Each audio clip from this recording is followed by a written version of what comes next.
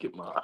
How we doing today? Happy Tuesday, December 16th, and happy birthday to our Uncle Bruce. And cheers. Everyone's drinking except for me. Plus some iced tea, I guess. Cheers. That's a happy birthday, Chuck, for Uncle Bruce. There you go, Harambe. Have a little beer. The Golden Harambe. Hey, Harambe. You rock. You rock. So, Hey, what's that Harambe, Brian? What is that? So the story behind Harambe is a buddy of mine named Max. He has all these random ass gorillas, both silver and gold, in his house before he sold his house. And one time he gave me one, and on the bottom, it might still be on the bottom. Nah, they put a sticker over top of it, but it was worth $5. He got it at like a Marshall's.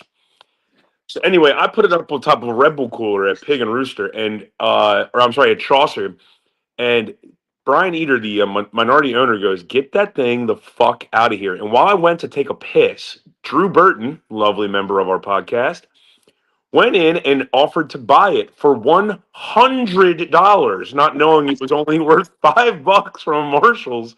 And Eater sold it to him. And Drew was like, "Why'd you let me buy it?" I was like, "I was taking a leak, dude. You already made the transaction and shook a man's hand. It's over." So now Mr. Harambe lives up at St. Gerard's, where I am right now, while we have the cleaning lady over. And every single time St. Gerard's guys win a bowling championship, they put their medallions on him, medals. That's the story of Harambe. I have to say that's one of the best trophies that you could ever get, I think. How many bowling championships have they won? I think I want to say 10 or 11 consecutive. Wow. So they've been smoking. They're like Capital water polo team. They just win every year. I don't think I ever want to be compared to a water polo team, but sure. Ours, Capital water polo team had a dynasty. Okay. It's so random. A dynasty. It really is. It is super random because like everyone, while we were there, everyone talked about like the dynasty of like the baseball team. Mm-hmm. But if you look at like the sports, our water polo team won like 20 years in a row. Is that current now or? Oh, I don't know. To be honest, I have no idea. Who knows? Like they used to. You wouldn't know because it's water polo, but yeah, you wouldn't know. What was that? You wouldn't know, but they they had a bunch of guys that would go up to like different places. They play like all up and down the coast because like not everybody has a water polo team, obviously. So that's got to be that Ivy League bougie bullshit, like crew. It really, yeah. Or like I know two or three of the big name water polo guys went to Naval Academy and played water polo there, which makes sense. I mean, that's a sport I can never play. I mean, like I can swim, I can tread water, but I mean, that is you got to be a fucking athlete to do that, dude. Yeah. And by the way, I did not see water polo on our bingo card on this Tuesday. I'm not going to lie to you. No, we're talking too much water polo, I would say. I remember when we did water polo in gym class, and I'm like, I just put me on the shallow end where I can stand up. I could throw the shit out of the ball, but not when I'm treading water. Yeah. All right. Hey, I said, before we got going here, I wanted to give a shout out to the club, St. Gerard's, great Christmas party, holiday party for all the members. Mr. Mongo cooked pit beef, and I can only give personal experience. My personal experience of the Christmas party was we did the Pledge of Allegiance, sung the national, or did the whole the prayer. All the board members, everyone got announced. And then I went downstairs in the kitchen of St. Gerard's, which is 2 levels below me right now, and just sat next to a guy slicing meat the entire time and drinking tequila. It was fucking awesome. Nice.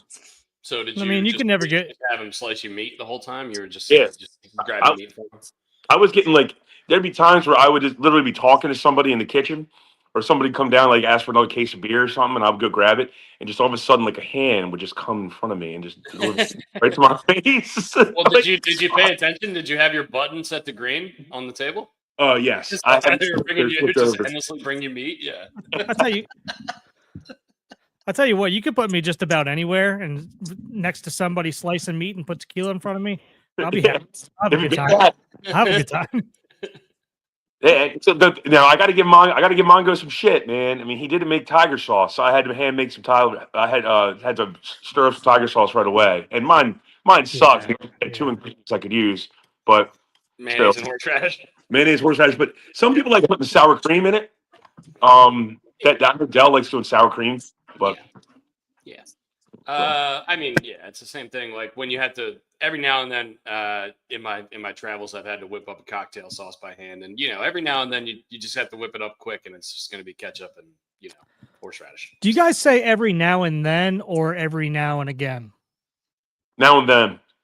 I say now and then, probably more often. I think I've probably said them both though. I say now and then. I don't know. It's probably I say programmed. now. My parents probably said that, and I just picked it up. I say now and then. There's another phrase I've been hearing recently that's been like popping up on my radar that I'm like, is that how it's supposed to go, or is that just like different areas of the country say it differently? But that was one of them, like every now and then or every now and again. And then there's another one like it'll come to me halfway through the show probably. But Exactly. And you know what, Brooks, you bring up a good point because there was something that I thought about like a week ago, or maybe a couple days ago, that I was like, is that how it's supposed to be pronounced or said or whatever? And maybe it's parts of the country. And once again, it'll come to me at 2:25 in the morning. So every now and again. And then one more time. That's a And Ben one more Bailey time. joke. We brought up Ben Bailey too many times. Ben Bailey has been all over this podcast. I know, Ben Bailey. Yeah, you got to get him. We got to get him on here now. Here we go. All right, you have an uncle and a aunt. Aunt. I mean, you say aunt? I see what.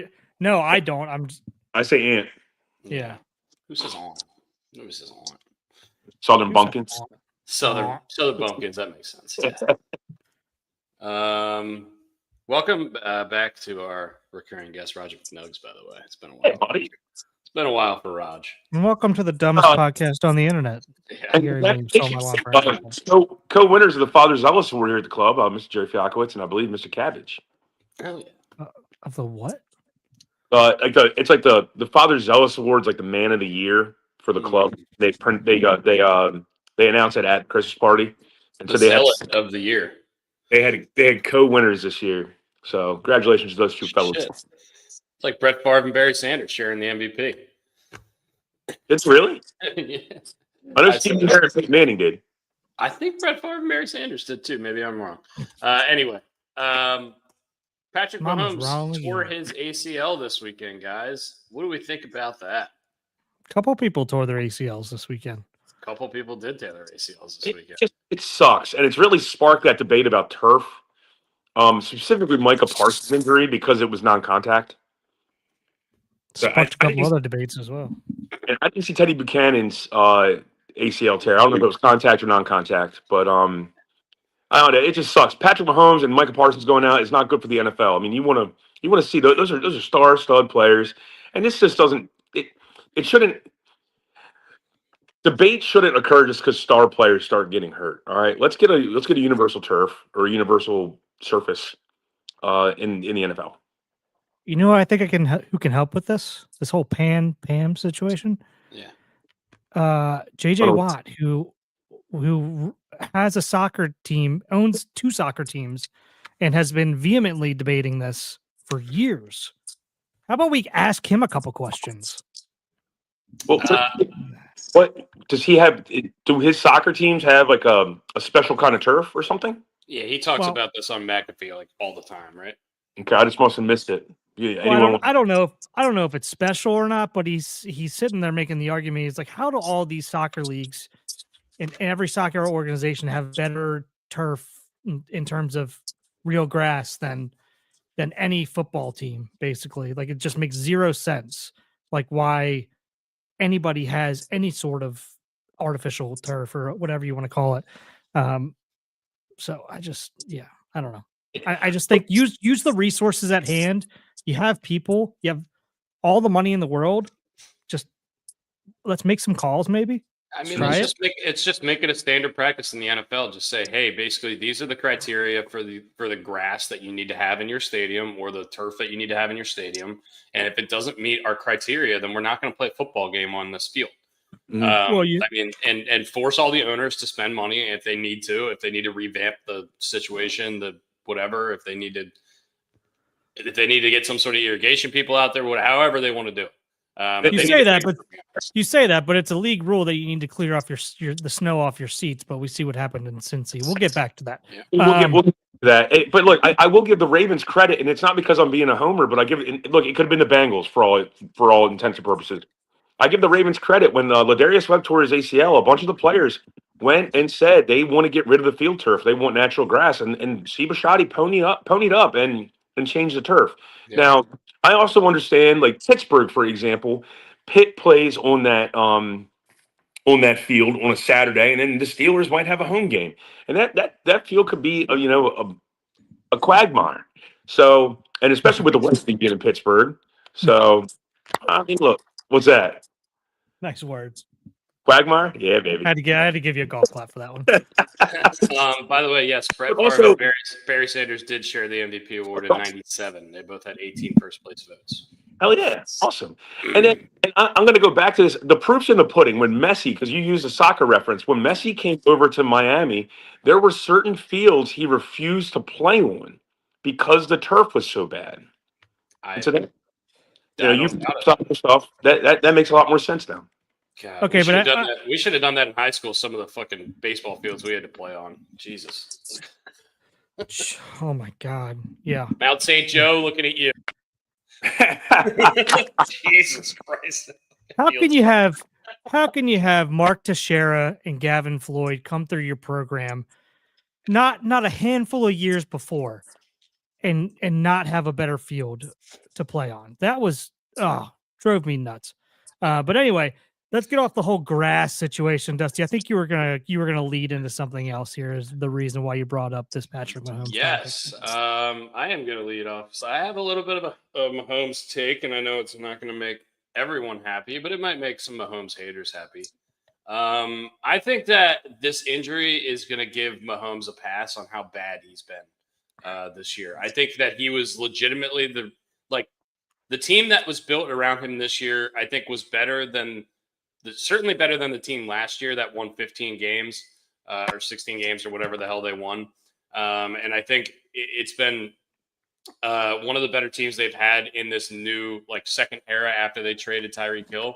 And I think that Patrick Mahomes has continually, gradually declined in the last 2 or 3 years of his career. If you look at his deep ball percentages, he can't hit them anymore. He's just, if you watch the games, he's just not doing the magical stuff that we're used to seeing Mahomes doing nearly as much. And I know that once again, they won a ton of games last year, but I think this year, a lot of the blame was going on. Oh, is Andy Reid too old? Oh, is Travis Kelce too old? Oh, Rashee Rice missed a few games. Honestly, dude, if you watch the games, Mahomes lost them 3, 4, 5, 6 of those games by himself.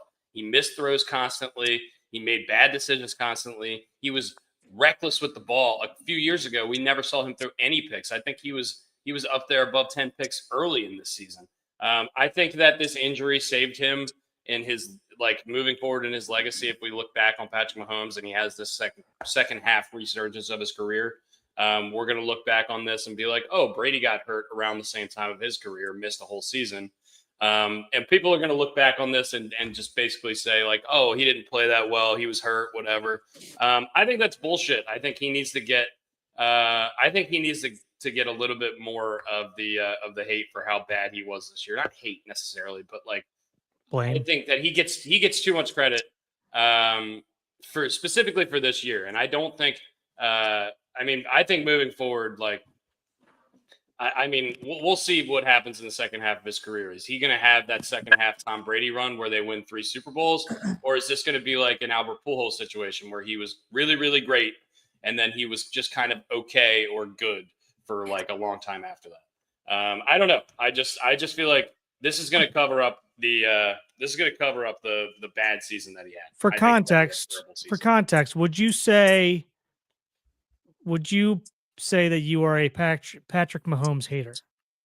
As a hater? No, he's won 3 Super Bowls and an MVP. I definitely, I know what I've seen what Patrick Mahomes can do in the last few years. I have not seen that. No, you're making good points.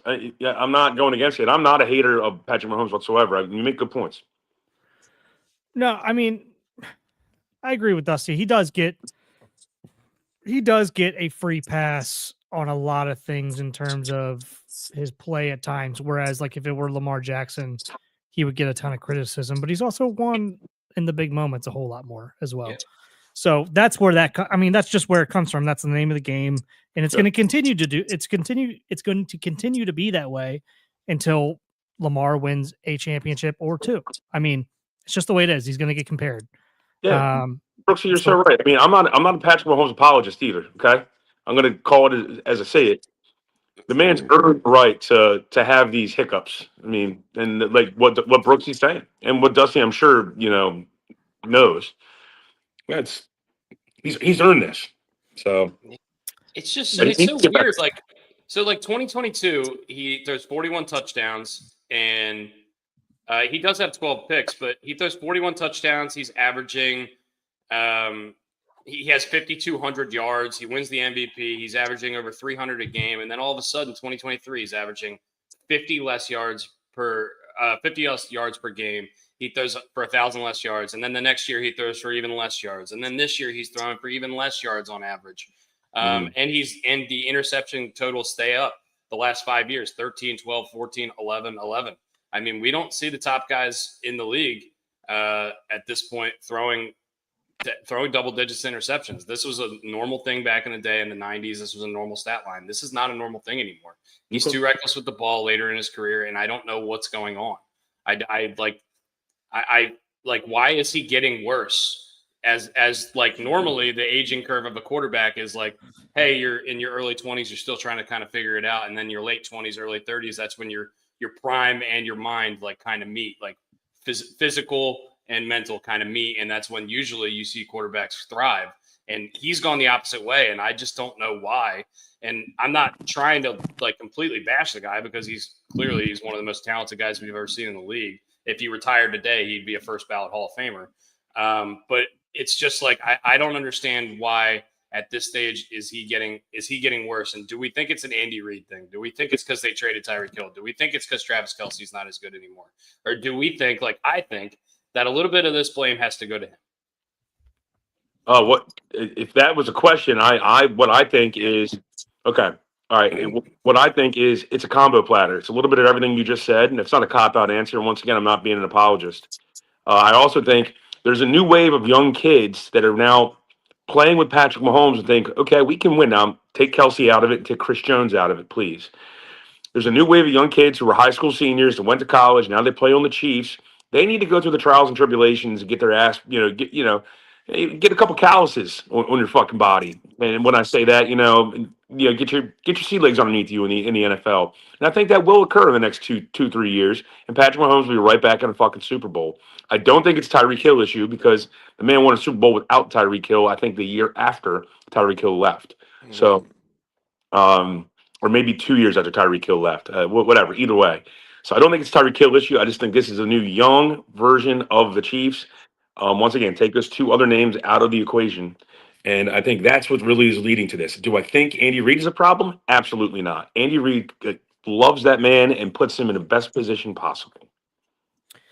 Yeah, I would agree. I mean, am I going to give him some blame here? Because, yeah, I haven't watched every single game from start to finish, so I don't know how many balls are getting tipped, how many of them are truly his fault, right? Regardless, I'm sure there's a ton of decision-making issues, like you said, Dustin, there, which are probably sparking some people to think like, why are we making this decision? I guess I can kind of understand it at this point in the season because, hey, we're all hands on deck, right? We're back against the wall, trying to make the playoffs, right? So I can understand being a little bit more aggressive with stuff, but yeah, I agree with you. I think it's a little bit to do with the offensive line. I mean, he got his ass kicked against Brady in that Super Bowl. We saw when they fixed it a little bit, he was better. Yeah. I think it's a little bit of that. I think it's a little bit of, Rashee Rice. He missed a couple games this year, obviously, but I mean, he's come back and been a star right away. Hollywood Brown missed some games last year. I don't think he's missed any this year. Pacheco's not the same this year, it seems like, and I don't know if that's because of the offensive line. Xavier Worthy has not panned out. Now, when they played the Ravens, he panned out real well. Last year he played well. Yeah, no, they can't. They can't run the ball, and that might. I mean, to Dusty, to your comment and question. I mean, look at that. I mean, any team that schemes, they're all smart people in the NFL. They're going to just stay back, but maybe put 7 people in coverage and say, "Fuck you, you can't run the ball." See, this is my argument though. Like, so we're talking about do I think Kelsey's lost a step too? Yes. I mean, he's admitted that. He knows 100%. That. We all know it. It's obvious. Yeah, and he's part of the reason that Mahomes has thrown some of these interceptions. He's batted up a couple of balls that have gotten picked off this year alone. I can think of 2 specifically, and then next week. But look, I understand that, and yeah, the offensive line definitely hasn't been as good. You lose Tyreek Hill, Travis Kelce's getting older, but this is a guy we're talking about as potentially like in the top couple of like on the Mount Rushmore of football. I don't know, man. Like if you want me to talk about you on the Mount Rushmore of football, I don't want to see 3 seasons in a row where you're continually getting worse in the middle of your prime. That's just all. That's all I can say. Regardless of your team, I understand that the team situation. Once again, I don't think this is good for football at all. I want Patrick Mahomes to be in the NFL. The NFL is much better when Patrick Mahomes is in it and playing and healthy and playing every game. As much as I, dislike the Chiefs because we've, as Ravens fans, have lost to them so many times in this Patrick Mahomes era. I mean, it's better for the sport overall when the best players are playing at the highest level. And I hope he can get back to that highest level at some point. But as of right now, the trend line is not looking like it's going to be going that way. Hey, you're dropping facts, and so I appreciate you dropping that knowledge because I compare this. I actually believe this is apples to apples comparison. It's when you see a pitcher's whip start going up. Okay, now we're going in the wrong direction here. Yeah. Yeah. Queep. Queep. Yeah. All right. Enough of the Patrick Mahomes stuff, but for the Chiefs, it means that the Chiefs have been eliminated from playoff contention, and it looks like Minshew is going to be the starting point. Yeah, they're out. They are 6-8. I was doing my best Chris Jones impression. Yeah, they're done. And on the other side of that division, good for the Chargers, good for the Broncos who continue their winning ways. I don't know how the Chargers keep winning football games with no tackles, but I mean, good for them. Their defense is showing up, and Derwin James has been spectacular for them this year. And he should win Defensive Player of the Year other than Myles Garrett. If Myles Garrett didn't win it, it'd be him. So for me, personally. Yeah, Garrett's going to win probably in a landslide, but Derwin James definitely want to shout him out. He's been unbelievable, and he's been a really good player his whole career. He just had a lot of injury stuff early on. Hopefully he's past that and he's able to have a good I wanted him so bad coming out of Florida State, man. I wanted him so bad, but he's got picked before us. Stud. And for them for so long, I mean, Khalil Mack and Joey Bosa and Derwin James, all really, really good players, but guys just could not stay on the field consistently.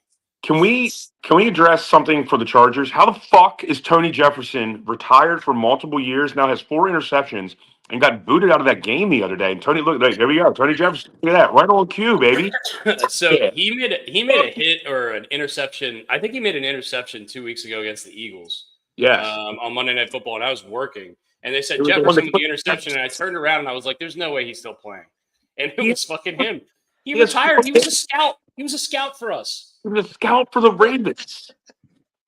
And he's picking got up a from the game for tackling one of their receivers. I forget who it was. Thornhill or something. Anyway, I mean, he got ejected from the game. Rasheed Rice got in his face because Rasheed Rice is a fucking moron because he's been getting fucking beat like his dick owes him money. And he just absolutely gets ejected from the game for no reason whatsoever. The receiver kind of ducks down, and Tony Jefferson hits him with his shoulder. I totally agree with you. I saw this hit, and I was like, he got ejected for that? Yeah. It's fucking crazy. Good hit. Like, it's a legit hit. Yeah. It wasn't even like one of those old school, like, oh, that was a good hit. That was a football hit. No, he he just tackled him. He got thrown out of the game. Yeah, I mean, he got a full head of steam going toward the guy and just hit him hard as hell. It's football. You know what? You check the box to play fucking football. Yeah. But Don't the play biggest waterfall if you don't want to get hit. the biggest news for the Chargers in this game, they're 5-0 in that AFC West. Though we thought it was going to be a really really brutal division going into the year, and really has been. So good for them. They have to play Denver one more time, and Denver has won 11 straight games. But all credit in the world to Jim Harbaugh for being able to rally that team with Joe Alt and Rashawn Slater out for the year. Justin Herbert with a broken hand. They're missing their starting running back for half the year. Just a lot of stuff to be going on, and still being able to stay consistent and winning football games. I really, I mean, you got to give credit to them. So, don't they review these hits? Like, what do we not take into consideration, like wide receivers ducking into it? I know they do in college. I don't know if they do in the NFL or if it's just that, like, what the sky judge, as they call it. So annoying, man. Like I that don't know. change, it just changes the course of a game so badly. I don't know. It just bothers me. Throwing somebody out of a game should be like the last case scenario, right? Unless it's something egregious. Very egregious. Or like spitting on somebody like we've seen, right? I mean, Brandon Merriweather and James Harrison, those were the two like main culprits. But they would launch and like their arms were like away from their body, and they were leading with their helmet. That's egregious, and you're headhunting. This was not a headhunting tackle. And this was shoulder to, unfortunately, his helmet. Okay, but it's because the receiver went down. Like they're moving at what I'm going to say the speed of light, which isn't actually factual, but you know what I mean. It's so fast you can't react that quick. When Tony Jefferson joined the NFL in 2001, that would have been celebrated. 2001, get out of here. Is he the modern day version of Bernard Pollard? No, because Bernard Pollard was actually a fucking filthy, dirty player, and Tony Jefferson's not. I would pull the hit up, and we'll get demonetized. But if you go on Twitter and just type in Tony Jefferson, it's the first thing that comes up, and it's ridiculous. It just looks like any other open field tackle that you've ever seen, and he just gets ejected from the game because the guy gets hurt. Unfortunate that the guy gets hurt, and hopefully Tyquan Thornton's okay. But I mean, it's not Tony Jefferson's fault. I feel bad for Micah Parsons. If we're going to go the ACL route again, I feel bad. Damn. So, I mean, let's just get all the negative stuff out of the way before we start talking about the fun stuff, because we might as well at this point. A lot of injuries this weekend, and it really sucks because there was a lot of really fun football to watch this weekend as well. But yeah, Micah Parsons out for the year. And this Packers team, who's already lost Tucker Kraft, who has lost Christian Watson now for the second time, it just seems like they can't stay. They're having trouble staying healthy, especially with the top end talent on their team. I mean, I would say Kraft and Parsons are two of the top 5 players on the team, and they're just out. And I think Watson's a top 5 guy for them as well. He's up there. He certainly changes their offense. It feels like the field stretches a little bit more for them when Watson's out there. Like it felt like their offense was humming a little bit more last week, and this week, I mean, they played a really good game, and they played a great team in Denver. So I mean, it's hard to argue, but I mean, it's just it's tough to. Sorry, go ahead. No one said anything. Oh. Whoopsie daisies. I'm not going to say anything, but I can assume what that was. All right. So I'm also going to say this. Joe Burrow, look, football is better with Joe Burrow being mentally healthy. He is not mentally healthy. And I know that's not an injury on the field. That's obviously a ear problem between the ears. He does not seem like he wants to play football. Nope. Yeah, what the hell was that press conference last week before the Raven game? Did you guys see that? It looked like he was depressed. I think it's coming off that way. And the reporter actually asked him 2 questions: are these on-field issues or personal issues? And he said a little bit of both. Wow. So now, look, I understand his house got robbed, which is nothing he can do about that. That sucks and takes a toll on you. And shit got stolen from his house. But if there's other stuff going on, or if he's just not happy with the organization, and maybe that might be what the big thing is, he's not happy with the Bengals. And we'll get into the Bengals snow stuff a little bit later. But, I mean, he just seems like he doesn't enjoy playing football. And when he came into the league, all he would talk about is football. So it's kind of weird. And I don't know, once again, that's not an on-the-field injury, but it's still an injury to the league. Yeah, and I mean, I guess I can understand that if you're not playing competitively in terms of like, I mean, the rest of his games he gets to play this year are not to go to the playoffs. So, and for him, he doesn't need to put good tape out there. Like, does he need to put good tape out there? Yeah, but like, he's not going to be hurting for a job. Obviously, he's one of the best quarterbacks in the league, right? Mhm. So he gets to play the rest of the season knowing that he's playing for nothing and potentially getting injured. So he's probably sitting there like, but this happened before. I mean, before they were mathematically eliminated. Um, that's Laura, get out of here. before that's a little bit of a head scratcher when it was happening before they were mathematically eliminated. That shouldn't be happening, and he shouldn't be putting this kind of like press conference film out there, for lack of a better way to say it. But I mean, the writing was on the wall. We knew they weren't going to make it to the playoffs unless they went on like an unthinkable run, and I think he knows that too. With how bad their defense was, it would have to be something we've never seen before. I'm But thinking more person here. See, when I make the comment. me too. Me Yeah. too, man. I can understand like Mhm. like I'm trying to make the correlation like professionally. I understand because he's going to be third year in a row where he's either hurt, injured, and can't help the team, or he's playing and can't help the team because they're eliminated, right? So what the hell does it matter, right? And then hopefully off the field, none of us really know what. I know he's got. I mean, Laura said it here. He needs a new girlfriend. I think there might be one down in Florida Yeah. for him. Yep. He likes nurses. Hello. He's such like Maybe that's what it is. I don't know. Regardless, I'd like to see the guy. I'd like to say what you want about whoever you want to say it about. We're a podcast about. We talk a lot about mental issues and stuff like that and dealing with it, and it just sucks to see somebody who's struggling. He's obviously struggling, so hopefully he can figure out a way to get through it. So yeah. He's such on the field. He's such like an all or nothing quarterback, especially since he's been in the league. It feels like you can take you to the highest highs, but you can also sink to the lowest lows because he's unavailable so often. And part of the reason of that is because the Bengals haven't put any good offensive lines in front of him. And part of the reason of that is because they don't have the money to, because they had to pay the two receivers that he wanted to keep. So there's a give and take there with the organization. The way he plays, he holds onto the ball a little bit longer than some guys. He wants to get those plays downfield, and I understand that. But when you have that offensive line, maybe you're not able to do that as much, and maybe you need to have a little bit more of an instinct for career preservation. I'm just talking about the on-field stuff. I'm not talking about the off-field stuff at all.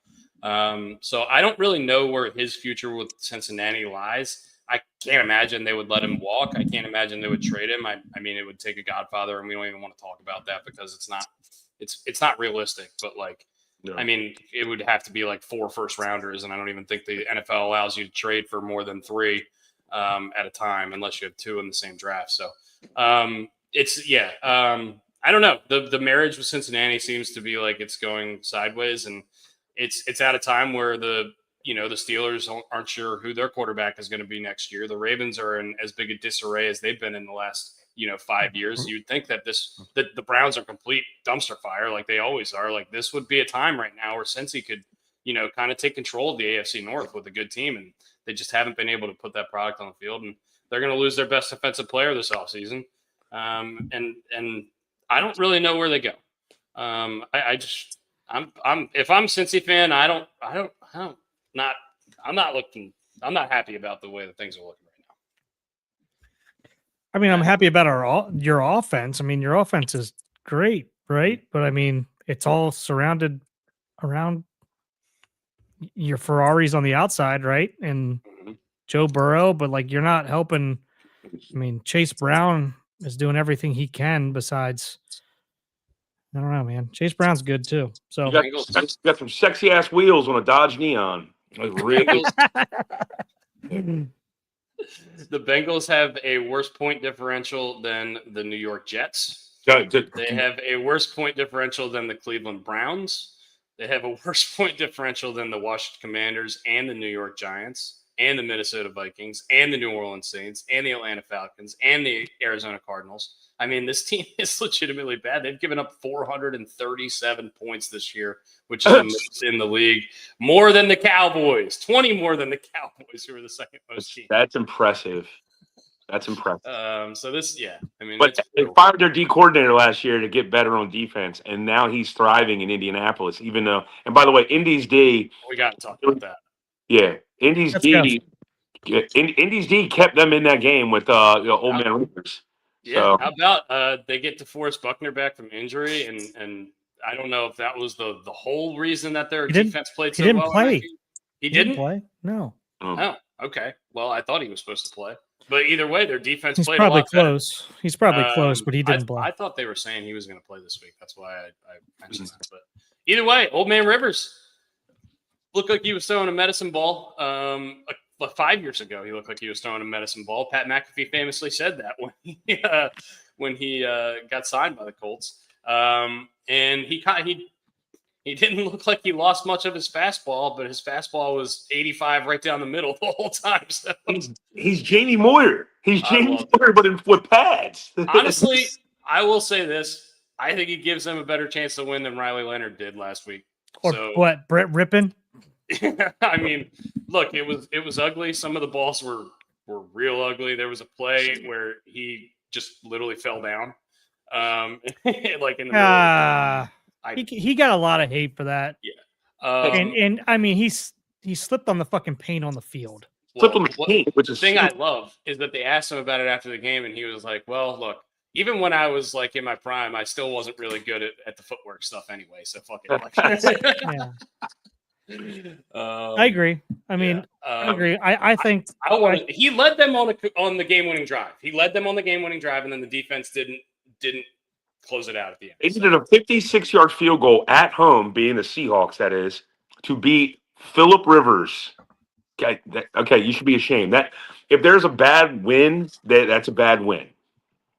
Yeah, I mean, who the real like stars of this game were what Dusty said, the Colts D, who came to frickin' play because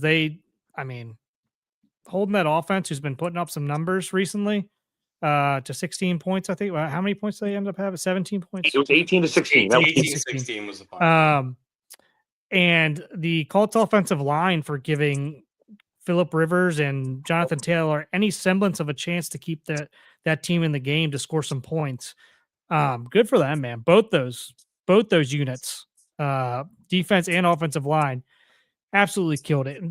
Did Rivers do anything spectacular? No, right? He's not there to do anything spectacular. He's there to get them. He's there to check into the right cause and to get them into the right position to do the right thing. 100%. And not turn the ball over. Yep. And his interception was a fluke. I'm not going to call it a fluke interception, but it's one of those garbage interceptions where he's trying to make something happen with minimal time left. Yeah, and Dusty, you said he led them on a game-winning drive. Yes, but like he only had to move them 15, 20 yards. Yeah, game-winning drive, dude. I get it. I hear you. I hear you. And the guy had to hit a career-long 60-yarder. So I appreciate that. Game-winning drive's a stretch. Was it technically? Yes. Again, he got them in position to make it happen. He didn't turn the ball over. He moved the ball positively down the field. So he's literally doing what he's supposed to do. And I saw him checking the coverage and checking the line and everything a lot. And that's a really good defense. Like he can go out and face the Bengals. He faced the Seahawks, who have a great defense.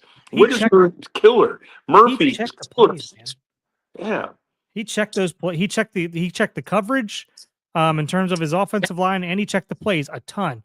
And he said, and you said, Brian and Dusty, he's not going to throw the ball more than 15, 20 yards down the field. He's just not. He can't drive the ball down the field hard enough. Like he doesn't throw the ball hard enough to get the ball there, right, without getting picked off. It's just not there anymore. He's gonna take the check downs, like he's gonna take the check downs over the middle, like the crossing routes, the slants. He's gonna take the screen plays to the wide receiver and get all his blockers out in front. If you're a defense that's literally that's the play, right? Those are the only plays. You're loading the box. You're just going to come up and play within 15 yards of the line of scrimmage. You're never putting anyone deep. And I did like his statement midweek of his first press conference, I guess, after he got signed. Is I couldn't throw the ball 50 yards when I was in my prime. What do you think? I'm going to be able to throw 50 yards after 5 years off? He's honest. Man's honest. But I agree with you, Dusty. I think he gives them the best chance to win at the moment, right? Unless something changes in practice. And apparently, when he came into practice last week, they were saying during the coverage, they were like, okay, we'll sign him to the practice squad. Let's see how practice goes here on Wednesday and Thursday, or Thursday and Friday, before they upgraded him to the roster. And they were like, the ball never hit the ground. That's how good he was in those practices. So, I mean, again, not driving the ball down the field. He's not going to do that. He can't do that. We all know it. But he's going to get you in the right position. He's at least going to put the ball in a place where, like, hopefully it's not going to get picked unless it's a desperate situation at the end of the game, like Brian said, where he's trying to make something happen with what he's got to work with. So at the moment, yeah, I think he's the best. He's got the best chance to help them win at the moment. And they were saying that Steichen's defense is so complicated for an average quarterback to come in there and do that. That's why they had to go to Rivers, who knows the offense already, who's played with Steichen's offense. They can bring him in and kind of plug and play. Obviously, there's going to be some differences, but he can pick it up faster than anybody else. If you're Indianapolis, though, you've lost 4 straight, and you are now on the outside looking in on the AFC playoff picture. You've been jumped by your division rival Houston Texans, who have won 6 straight. And the Ravens are also right behind them as the only other team not in the playoff picture that is still Who's in first? Who's in first in that division? I hate this. They played the Jets. They blew the doors off the Jets. You're right. But before we get to that game, we have to talk about the other side of the Seattle Colts game. Does it worry you at all? And I'm sure it does. It worries me. That the Seattle rushing offense had 22 carries for 50 yards, 2.3 a carry. Their longest run of the game was 8 yards against this Colts team at home, by the way. You're not going to be going very far into January if you can't run the ball, especially against this Colts defense, let alone one of the better defenses in the NFC, like the Eagles, the rush defense of the Eagles, or the run defense of the Rams, or the run defense of the Green Bay Packers. If I'm a Seahawks fan, I'm a little bit worried because Jackson Smith and Jigba is their entire offense. Yes, yes, it worries me to answer your question. And if you're a betting man, I'm not. I think Seattle is still favored to win the NFC West over the Rams. I think the Rams are. Let me look. I think the Rams are plus 120, and it's like it's the flip flop, kind of like the Ravens and Steelers. The Rams are winning that division. They're going to beat the. And by the way, great Thursday game coming up. Rams Seahawks. Great. I know. God, I wish it wasn't a Thursday game. It's also really bad timing for that Thursday game because Devontae Adams is definitely not going to play in that game. And I'm not really sure if Puka's going to play in that game. He's been in and out like all year though, and that's kind of what he does, I guess. Can I give a random stat that I heard this morning? Sure. The Ravens had more interception return yards than the Las Vegas Raiders had total yards. That's not good. 72 total yards. 72. There's no 1 or 2 or 3 in front of that 72. They didn't hit triple digits in offense. Kenny only throws pickets. And they have Ashton Genty and Brock Bowers who are like legitimately good players. They can't move the ball. He can't move the ball. And Pete Carroll's like, this team didn't give up. Well, let me tell you something, Pete. I don't know what's worse, if your team gave up or if your team didn't give up and only got 72 fucking yards. So they're still paying Gruden. They're paying Antonio Pierce. They're paying McDaniels. They're paying McDaniel. And they're going to be paying Pete Carroll and whoever they hire next year. They're going to be paying 5 coaches next year. Pete Carroll doesn't get fired. It's only because they can't afford them. Look at all that torch they have at the that always stays lit during the games. By the way, the division winner odds right now are Rams -160, Seahawks +200, and Niners +700. All right, that will swing drastically based on how this game on Thursday goes. Yeah. That's changed since yesterday. So okay. And I will say this: both of these teams are 11-3 right now, and Seattle, I think, kind of might have a little bit of an advantage over the Rams. Like I said, who are going to be missing Devontae Adams in this Thursday night game. If you like Seattle to win that game, maybe just bet them to win the division at +200 because they're going to be taking a game lead with 2 games to play over the Rams if they win that game. So if you like Seattle this Thursday night, instead of betting Seattle at plus or -110 to win the game, just bet them at +200 to win that division, and then you have hedges out if you need to. Where's the game? It's in Seattle. Okay. But once again, it's a division game and it's on a Thursday, so we just throw the results out. We have no idea what that means. Also, why are the college football playoffs and NFL games happening on the same day? It's so fucking stupid. It's so dumb. I mean, can college football get a commissioner? And they just have like some oligarch just fucking like align shit appropriately. They need a scheduler. Yeah, they need a scheduler. They need someone who can just make schedules so that there's actually legit games. I don't need to see Alabama play Tennessee Chattanooga. And this should not happen. And here's what I'm also really concerned about. If they go to 16 teams, look, Army Navy should be a standalone college football game. It should have its own fucking day for pride of the country. When they go to 16 teams, you're going to start seeing college football playoff games the same day as Army Navy, and that will be a fucking shame. If it's the same day, it would be, for me, okay, as long as it's not at the same time. But I feel like we've been moving towards this for a while, and I know a lot of you, like you just said, you shared your sentiment. You think they should have their own day. I think a lot of sports fans are like, why do we have this random Saturday in the middle of December where there's basically no football other than this boring Army-Navy game where they run the single wing or whatever. And, I mean, I'm not trying to make that argument, but I'm just, like, on my side, I would say as long as the Army-Navy game is standalone and it's its own thing, and it's not, there's no other games happening during it. I'm okay with them playing like an 8:00 game afterwards. Sure. Okay, that's fine. But it's one of the oldest traditions, and I mean, I don't know. It's so hard to mess with those kind of things. So I can see how people get upset about it. And because if I mean, what we were going to right before I mentioned Army Navy. If they keep doing the stupid scheduling like they're doing it now, I mean, they're going to have a cascade effect. They're going to have a game at noon. They're going to have a game at 4. They're going to have a game at 8. And Army Navy is going to be right there at 3:00 and just get washed away. And it's not because I'm a Navy or Army fan. It's just like it's patriotic. It's fucking awesome. It's a great tradition. Yeah. Like, and college football will find a way to fuck it up. It's what they do. So that's how they do it. Yeah. College sports are just so stupid. I really think Brooks should go downtown Indy right now and just throw a rock at the front door of the NCAA's offices.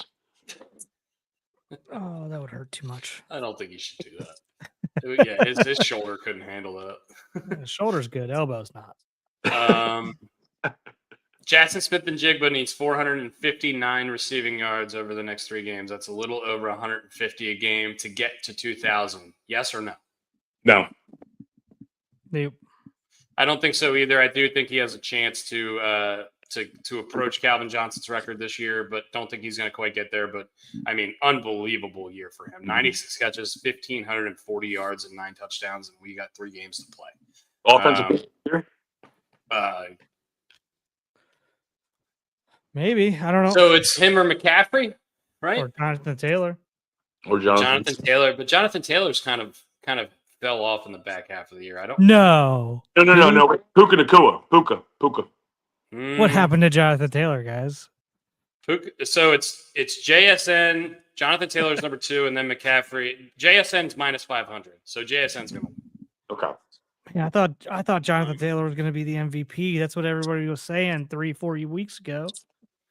Look, I can't talk AFC South with Brooks. I'm done. I'm out. I'm all also kind of done with that. I agree. I'm gonna be insufferable to the end of the season. God damn you, Brooks. Oh man. I I would say Jahmyr Gibbs would be in there, but I mean, if you look at his last 7 games, he had 0 touchdowns, 3 touchdowns, 0 touchdowns, 3 touchdowns, He's 0 getting touchdowns, snaked. 3 touchdowns, and then 0 touchdowns. He's getting snaked out of the touchdowns, dude. He scored 9 touchdowns in 3 games and 0 touchdowns in the other 4. David Montgomery's vulturing all of them. I went to buy beer yesterday. We had our guys movie night that we're doing monthly, and while I'm buying beers, I look and I just look at the 40s. I look at the 40s section, and I'm like, damn it, I gotta fucking drink 2 of these pretty soon. I can see it. So the rule is you can't take either of them off until both of them are gone, right? Right. Yeah, and you can't go to the bathroom, obviously. Can't go to the bathroom. Yeah. Sorry about it. Sorry about your I have to. Yeah. Okay. Okay. Let's talk about it because it's not going to happen. Dusty's gonna have Texans. Go Dusty's gonna have he's gonna do the podcast pantsless, so you can get the bathroom. Hey man, he does. The other co-host does the podcast shirtless most of the time, so I can do it pantsless. Fair enough. Fair enough. All right. Let's talk about the Ravens. We haven't gotten to that game yet. Mickey's, man. I do not like Mickey's. Old English I like. Old English, Old English I like a lot. All right. Ravens, 24-0. I was working a fundraiser on Sunday for the Williams family, Nina and Mike. Nina worked at Green Turtle West for 25 years. Wow. And she left a couple years ago, but her and her husband both have pretty late stage cancer. And it's not looking good for them, either of them. So we had a big fundraiser at Green Turtle on Sunday, and we raised $50,000 for them. It was the busiest I have ever seen the Green Turtle ×2. That's awesome, man. Good for you. I have never seen that place busier than it was that day. And shout out to the Ocean City family for coming out and supporting and raising all that money. But I wanted to say that specifically because I didn't really get to watch this game. Honestly, I looked up and there was 3 minutes left, and I hardly even knew it had started. So I've only consumed this game via highlights, and the highlights have looked pretty good. It looked like the first quarter it was same old Ravens a little bit, kind of getting off to a slow start, looking like a little bit kind of plodding and ugly, and then all of a sudden we were able to get in control of the game. And since he was just kind of stifled on offense the whole day, is that really what was going on, or am I misinterpreting it? Brooks, you go ahead. I would say a little bit. It was kind of like a trademark Ravens, like the most unimpressive 24-0 win you've ever seen. Right? Like if you sat there and watched that entire game and weren't like paying attention that closely, you would have been like, there's no way this is 24-0. You'd have been like, oh, it's 13-13 or something. Or it's like, it's like 10-0 or something. Yeah. We're MFing the TV for the first half, basically. Yeah. I mean, and again, it was fucking 2 degrees there, whatever it ended up being. Felt like negative something. Guys were dropping balls because it was cold as fuck. They're trying to catch a cinder block. I'm not making excuses, but I am a little bit making excuses. It's tough. Like you're gonna see fumbles and drop balls in those games. And we did. Does it always have to be Flowers though? No, I agree. I agree with you. I agree. That'd be fucking nuts, dude. I agree, but we saw the Bengals do the same thing as well. And yeah, there was a couple plays where the Bengals kind of ran themselves out of point scoring situations in terms of either being within shooting distance of getting a touchdown or a field goal or something like that. We were kind of gifted the shutout. But again, a shutout's a shutout. I'm ecstatic about it. Defense played well overall in general against a team that we struggle against defensively all the time. So I'm going to take it as a positive. Hopefully they are, and they can build some confidence on this a little bit. But again, I'll go to my original statement. This was the most unimpressive 24-0 win ever in typical Ravens fashion this year. I read something. If you take away the Bengals blunders, the Ravens win this game 21-14. That's really what the score should have been based on the Bengals blunders. Like, because I'm sorry, not 20, 17-14. They should have won Mhm. 17-14. Because that pick, by the way, that interception was great. And just watching Kyle Van Noy be like, I don't feel like running 90 yards. Here's the fucking ball, and gave it to Gilman. I loved it. That was great. You faster. I don't want that ball. You're You're faster. way faster. He was like, dude, I'm almost 40. I'm not running that far. Someone actually It's cold said, as fuck out here. someone said next to me, he goes, Ed Reed would have pitched that bitch. He would have pitched the ball instead of handed. God. I was talking about that when Hertz turned it over twice on the same play last week because I want to keep saying that as much as possible. I was talking about how I was like, I've never seen a player turn it over twice in the same play. I was like, I've seen Ed Reed pick it off and then turn it back over to the offense so many times, but I've never seen a player actually throw an interception and then fumble the ball. No, but you have seen a guy sprain both ankles on the same play. And who was that? Carson Wentz. 2 high ankle sprains on the same play. On the same. Vince McMahon tore both of his quads trying to get into the ring on a Royal Rumble one time. What? Yeah, you got to watch the video. It's crazy. He tore both of his quads trying to get into the ring at the same moment. Well, I want to bring something up, but I don't want to get off the Ravens topic yet unless anyone has. No, go ahead. All right, Dusty, this. I'm going into your wheelhouse here, buddy. All right, did you watch the John Cena final match? Ooh, a lot of controversy. I watched. I've watched like the highlights and the ending. I watched the last like 4 minutes of it. I didn't watch the whole thing. But I know a lot of people were disappointed that he either number one lost or number two tapped out, whatever. Yeah. I think I watched wrestling when I was a kid. I watched it a ton when I was in college and a little after college, and I've watched a lot of wrestling in my life. Number one rule of wrestling is that when you retire, you go out on your back looking at the lights. You put over the next generation of guys. So him losing, if you're a wrestling fan, you have to know he's going to be losing. Do you not like that he tapped out? Some people probably don't like that he tapped out because he never really tapped out, and his motto, never give up. I don't know. I liked it. I thought it was like WWE trying to do like a Godfather kind of like a real night, like a fancy kind of movie, like bougie thing. Send him off. I don't know. I know the crowd was disappointed, but I liked it. What did you guys think? Yeah, I can see why the crowd was disappointed, but again, like the more I read on it and the more like I kind of think about it, like you said, Dusty, the guy never gives up. He tapped out. It was his time to give up. He realized I got nothing else to give. It's my time to give up, for lack of a better way to describe it. And I get it, but tapping out is such a lame way to go out, dude. It's such a lame way to go out. I hated the tap out. Other than that, I enjoyed every aspect of it. I loved the belts being delivered to him in the ring. Yeah, that was cool. All the wrestlers coming out and surrounding the ring, him being able to hold up the belts and all four black better turn corners. Mm-hmm.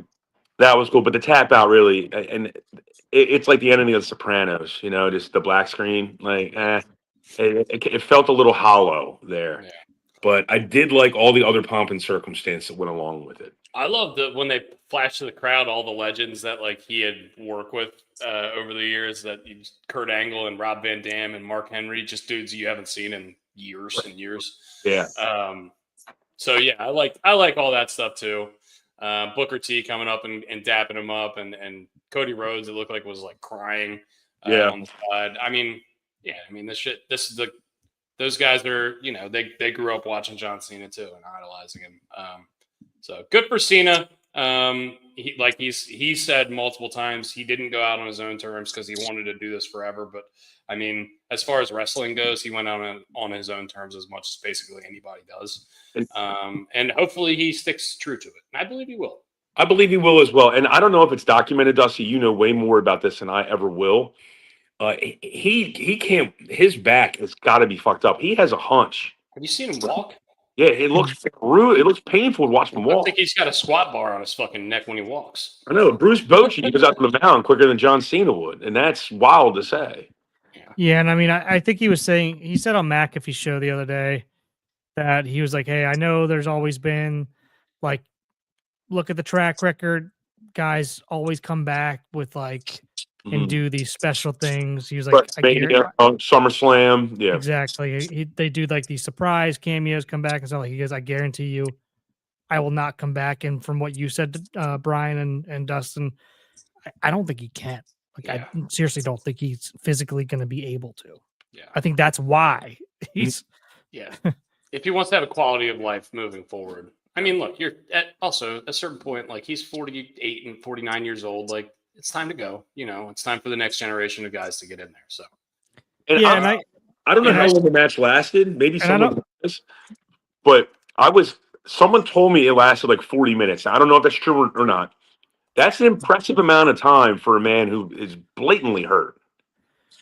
Yeah, and to Lars' point, I don't watch the WWE either, but I mean, everybody kind of knows who John Cena is and what's going on at the moment. So, but yeah, that is impressive, Brian. I mean, the match was 25 minutes long, but if you count the entrances and everything, it was like 40 minutes. Okay. I mean, for somebody bad backs. Holy shit. 25 minutes is fucking. Those dudes are running and they're fucking in front of a 17,000 person crowd. Like they're probably fucking gassed by the end of these matches. So yeah, impressive. Really. And the adrenaline that's going in that. Yeah. Anyway, all right. That was our little quick John Cena aside. But back to the Ravens. Yeah, look, I only saw the highlights, like I said. I don't understand why Derrick Henry only has 11 next to the carries category in the box score. I still continue to, it mind boggles me that we're in December and we're not giving him the ball 20 times every game. But once again, we won 24-0. So it's kind of hard to argue against the results. I just feel like, I don't know if I'm Derrick Henry. I've been pretty frustrated with how my season's gone. Is this like, let's say we make the playoffs? Is this save up for the playoffs, Derrick Henry? And then he gets a truck. I sure as hell hope so. I hope so. Right? There's no other argument. Brian, we thought that's what it was last year and years past, and it was. I mean, but until we got down in a game and then they panicked. But I hope what you're saying is true. There was Dusty. You didn't get to watch the game, but there was multiple. I can remember 2 times where Derrick Henry had a good run, and basically like stared over at the sideline. He does. I mean, Derrick Henry's not a big celebrator, do anything, but he like gets up and stares at the sideline, like, "Give me the fucking ball." Give me the ball. Like, give me the ball, because he had 3 runs of 20+ yards. I don't know. Are you sure he's not staring at the sideline, making sure he's not coming off, because he does every other fucking play to get Rasheen Ali some touches? Yeah, Ali. I mean, he looked. I mean, he popped up like he was amped up, like, hey. Like you don't get a lot of emotion out of him. He doesn't do that exactly. Yeah. But that's basically that's the vibe I got. Maybe I'm reading it wrong, but there was twice where I saw him just like stare down the sideline, like, let's fucking go. Give me the ball. It's December. This is my and in the single digits. Who wants to tackle him? Give him the ball. That's his weather. And that's especially on the worst defense in the league. You better have 20 to 25 rushes against New England this coming Sunday. I hope so, man. I'm a little scared of that game. Can we talk about the Bills New England game and maybe get in transition that way? Because I'm interested. I once again didn't get to watch a ton of this game, but if you look at the box score specifically, it looks like the Bills were able to have success on the ground. And Josh Allen, was this a Josh Allen Superman game? Was this because I know the Patriots were up big and then the Bills came back. What can you just walk me through the game a little bit? Sure. I mean, this was, and I hate to use combo platter twice in the same podcast, but I'm going to do it. This is a James Cook and Josh Allen special combo platter right here. I mean, they were hitting them by the air and by land, and if they just mesh well. And there's nothing better than first half and second half Twitter. It's great. I mean, because the New England Patriots fans they were already celebrating and cashing their tickets. All right. And that didn't work out well for them. So This was a combo pot of everything. Josh Allen really, I think, should win the MVP again this year, even though Matt Stafford most likely will win it. And this is where Josh Allen really shined because he knows that Drake May is going to get nothing but better over the course of the next few years.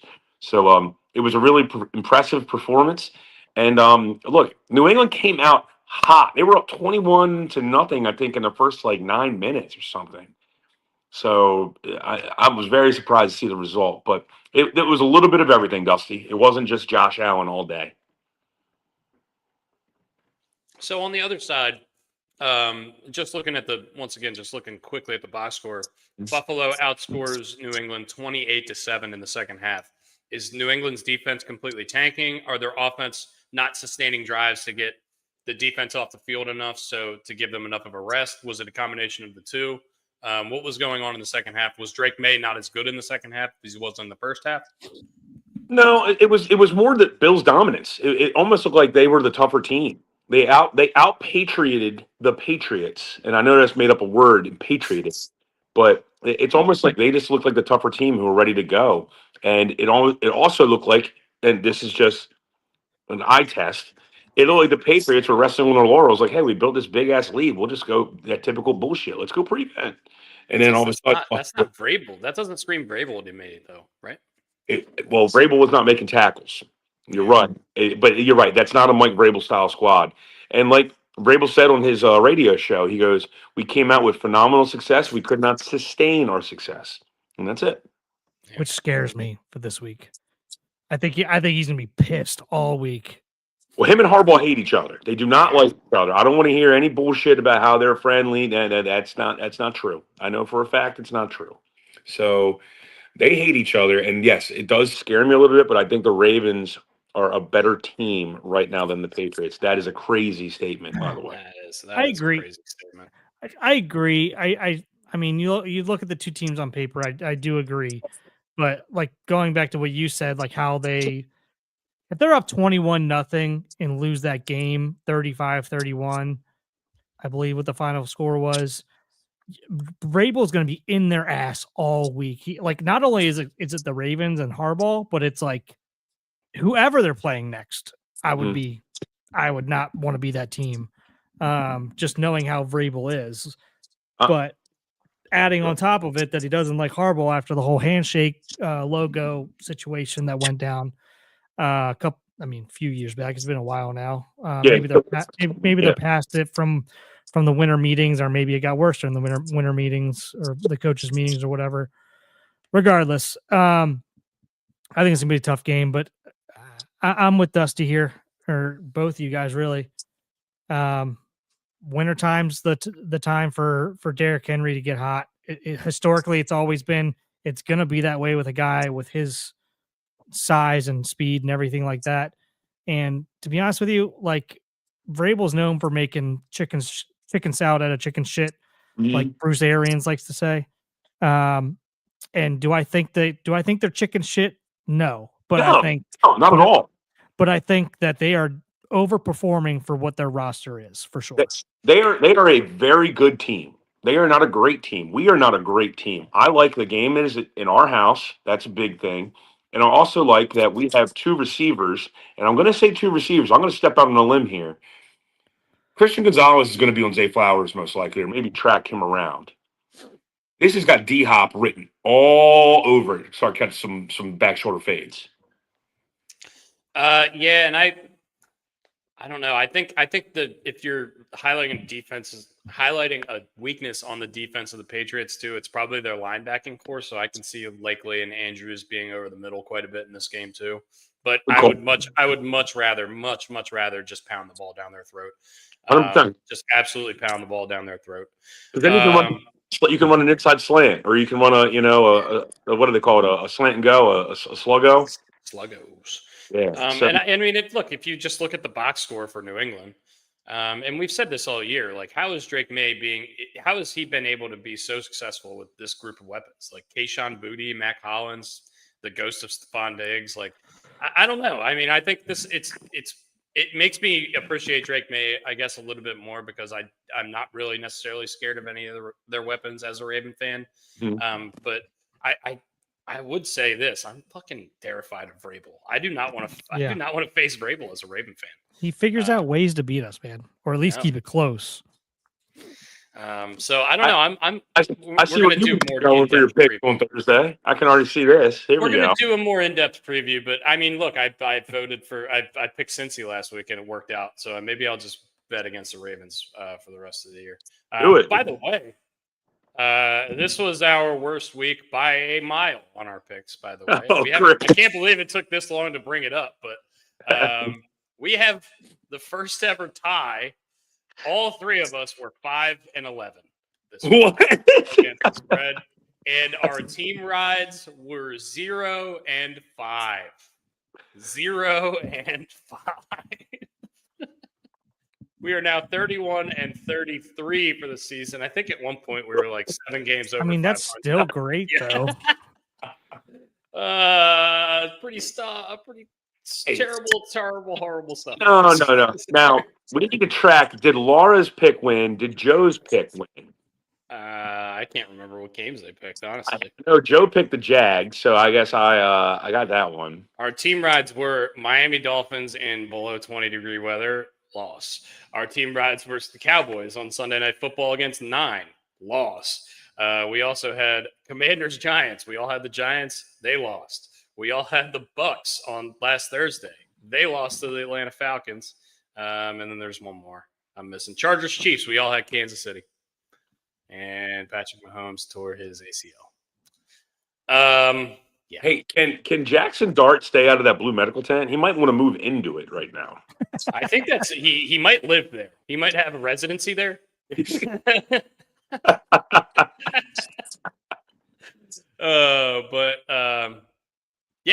So like Brian said, Josh Allen bolts himself right back into the MVP conversation with Matthew Stafford. I think Drake May takes a little bit of a hit, but also the Buffalo Bills are now only a half game back of the New England Patriots for that division. So could be a lot of stuff going on. If the Ravens beat the Patriots this week, it would be really great for Buffalo fans. I actually think that Josh Allen's going to leapfrog Drake May in the next 2 weeks. Because right now Josh Allen's the third favorite, I believe. It's Matt Stafford, Drake May, then Allen. I think he's going to leapfrog him in the next 2 weeks. Then it comes down to the last week of the season, and they might be playing for the division.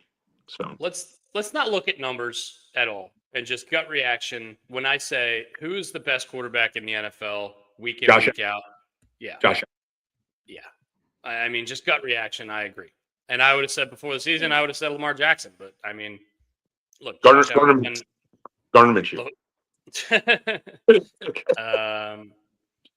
But yeah, I totally think it's Josh Allen too. I mean, the things he's able to do with his legs, and he just makes spectacular plays all the time when you least expect it. And once again, I don't really think that they have very many great weapons either. Other than James Cook, I think their offensive weapons are pretty lackluster. So nobody circles the wagon like the Buffalo Bills. Like Milton Bradley. You like Milton Bradley? That was a good one. He was a baseball player before he started making all those toys. Fair. I'm more of a Fisher Price guy, man. Come on. Oh, okay. Sorry. I was between Milton Bradley and Marlon Byrd, by the way. Marlon Byrd, real jacks at the end of his career, and I wonder if he was taking his vitamins a little too much. Eagles absolutely destroy the Raiders. Like Brian said earlier, the Raiders had 5 yards of offense or something like that. 2 yards of total offense. Not good stuff for the Raiders, but we knew the Raiders sucked and they put up 0. Good for the Eagles, I guess. Jalen Hurts has it's definitely his best game in the last few weeks, for sure. Dallas Goedert 2 touchdowns. Good for the Eagles for getting back on track. They needed that. The Bears absolutely destroyed the Cleveland Browns.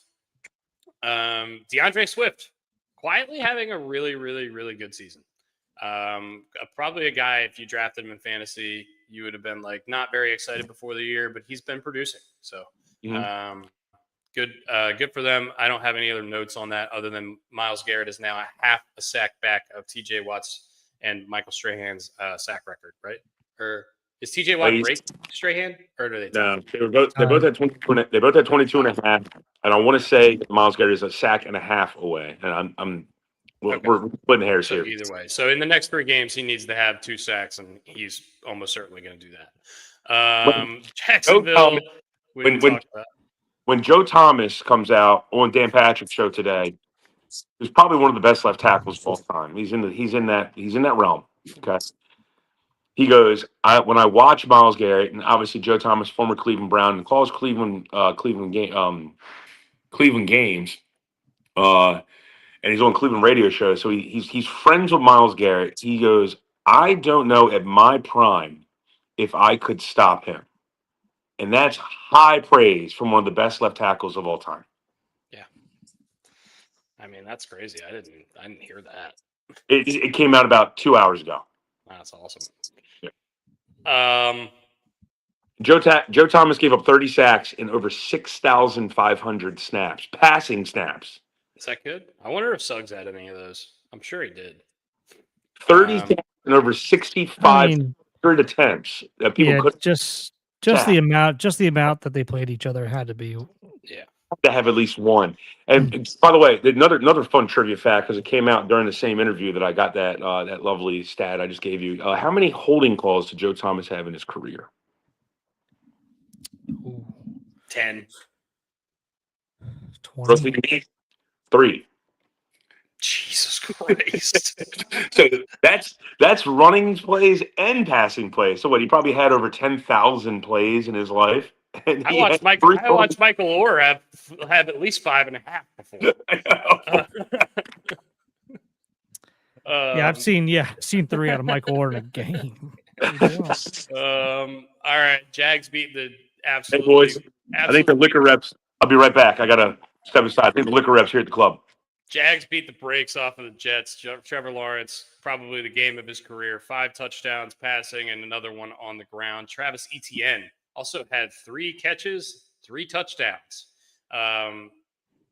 The Jaguars absolutely rolled the New York Jets, so much so that the New York Jets defensive coordinator Steve Wilks was fired after the game. Rough day for the Jets. Rough season for New York football sports. The Giants have lost 8 straight. They have 2 wins on the season. The Jets have 3. That is 5 total wins in New York, if you do not count the Buffalo team. That's not good.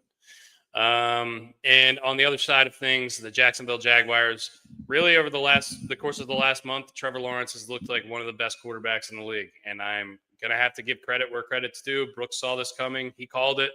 I might have to drink 80 ounces of malt liquor on this podcast specifically because of that. So we'll see. Not sure. We haven't gotten there yet.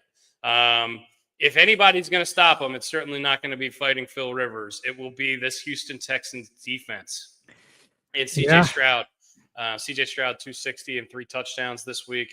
I saw that I think they started the game off with like a 50-yard touchdown to Nico Collins, which it seemed like when they were humming the last couple of years, it seemed like Nico Collins and CJ Stroud were doing that quite often. So good news for them. The Cardinals are pretty much dead. I mean, they've been dead for a while, but at least Brissett makes them fun. Trey McBride had 135 yards and 2 touchdowns. He's just so quietly awesome and on this horrible, terrible team rotting away. But yeah, good for the Texans. They win this game by 20. And they're only a game behind the Jags, or a half game behind the Jags. So I believe they still have to play each other, right? They have. I know the Colts and the Jags play each other. Jags Denver is this week. Jags Indy is the week after. Then they finish in Jacksonville against Tennessee. Okay. Yeah, wow, they don't play each other again. The Texans Colts in week 17 might be a big deal. Anyway, good. So, I mean, are the Jags like one of the best offenses in the league? Because they put up a ton of points. I'm like just looking at their points besides one here. They put up a ton of points every game. I can let you know right now. By points scored, they're 4th in the AFC. And they would be 1, 2, 3, 4. They would be 5th in the NFC. So they're the 9th. They have the 9th most points in the league. Scored pretty impressive. I mean, they Pretty had good. 36 against Indy's defense, who we gave a lot of praise against Seattle this week. 48, obviously, against the Jets. They beat Tennessee. They scored 25 against Tennessee, 27 against Arizona, 35 against the Chargers, who played pretty well this week. 29 against a really good Houston defense, and 30 against Vegas, and that's just from November, December games. So they're scoring some points. Yeah, and maybe the coach is good. Maybe this Liam Cohen guy is going to turn Trevor Lawrence around. And we knew coming out of Clemson that Trevor Lawrence had all the talent in the world, but we've seen for the last 5-6 years that he's been in the league, we have not seen it consistently. We've seen flashes of it, but we have not seen it with any kind of consistency. It seems like, especially over the course of the last month, they've won 5 straight now, that it's really, really coming together for them. And it's coming together without the number 2 overall pick in the draft, who I think a little bit of an underrated portion of this is that they traded a lot of assets to get Travis Hunter, and he was basically a non-factor for them this year, and they're still having a ton of success, especially later in the season. I mean, it's hard to argue with the success.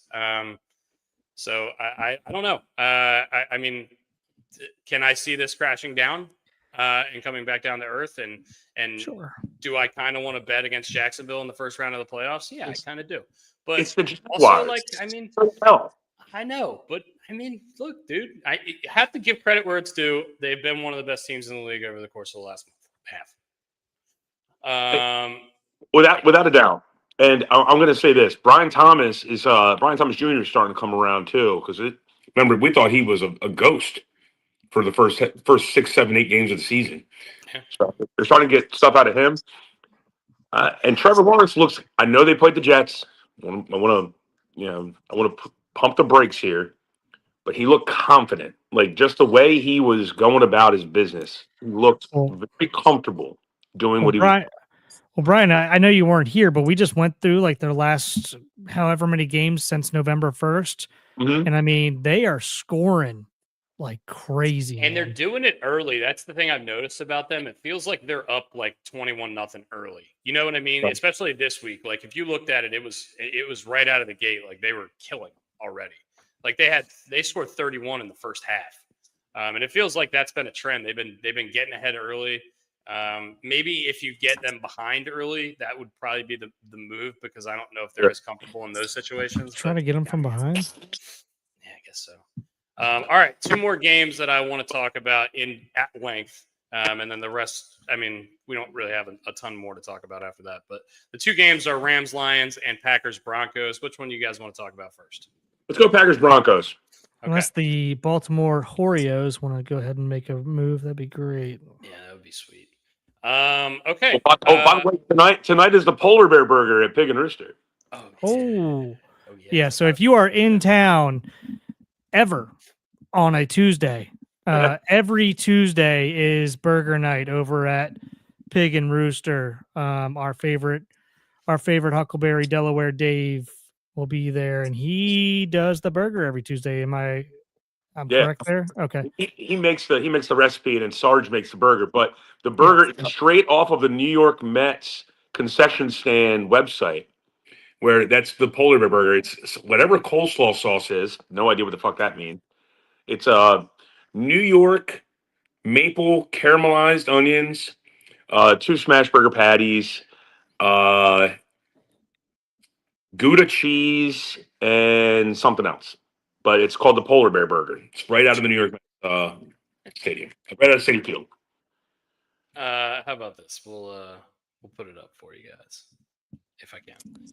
Yeah, because we know Pig and Rooster's not going to demonetize us. No. This will be the burger of the day, the Polar Bear Burger in honor of Big Meat Pete. And it looks good. I like all those things. I don't know what claw sauce is, but I would eat it. I also like that Dell said he's going to start telling people that Pete Alonso is actually showing up to hand out the burgers, and just say, "Oh, sorry, you couldn't make it today." So. He's in hibernation at the moment. We got our schedules mixed up. All right, let's talk about the Denver Broncos and the Green Bay Packers. We already discussed the unfortunate timing and the unfortunate circumstance of the Micah Parsons injury. So really, really tough stuff for the Packers moving forward specifically. But as we're just going to talk about this game, the Broncos improved to 7-0 at home. They are now 11 straight. They are now winners of 11 straight games. And against this Packers defense, I got to say, Bo Nix kind of shut me up a little bit. This was the best game he's played all year. Yeah, but I mean, you're not wrong. Yeah, I mean, your whole thing is about his consistency, right? I Yeah. mean, he came out and shoved this week, obviously. Yeah. But I mean, you can get a dud out of him next week. He's very up and down at times, and very up and down at times during the course of a game. So yeah. I will say this about the Broncos, though. They had more weapons than I think people give them credit for. I think Cortland Sutton's like legitimately good. I think Troy Franklin, he is good. He's legit. Yeah, he's like a legit, like very good receiver. Troy Franklin has emerged. I think he's been very good for them this year. They have Evan Engram. He hasn't really done much for them, but I mean, he's a guy who's proven he can catch the ball in the past. And I think RJ Harvey, this rookie running back, has been pretty good as well. It sucks that they're missing Dobbins because that 1-2 punch was really good for them earlier in the year. But I mean, look, they're able to run the ball. They're able to move the ball on offense, and their defense is legit. And Patrick Surtain is back, reigning Defensive Player of the Year, and he had a pick in this game, a huge interception on a really great play. Well, I mean, more credit to the Broncos, more detriment to the Packers. I don't really know. I think this was a really, really good game, and I had a lot of fun watching it. It was a great game to watch.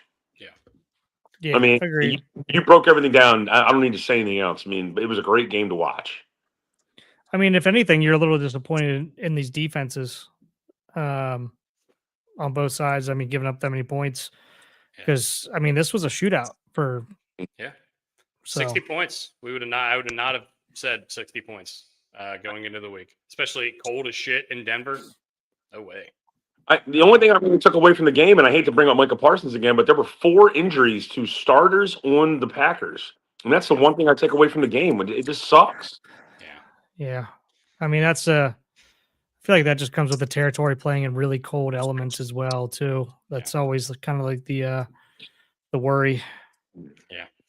A guy who was questionable coming into the game, Josh Jacobs, looked like he was the best player in the game, by the way. He made a ridiculous circus catch on the first touchdown of the game.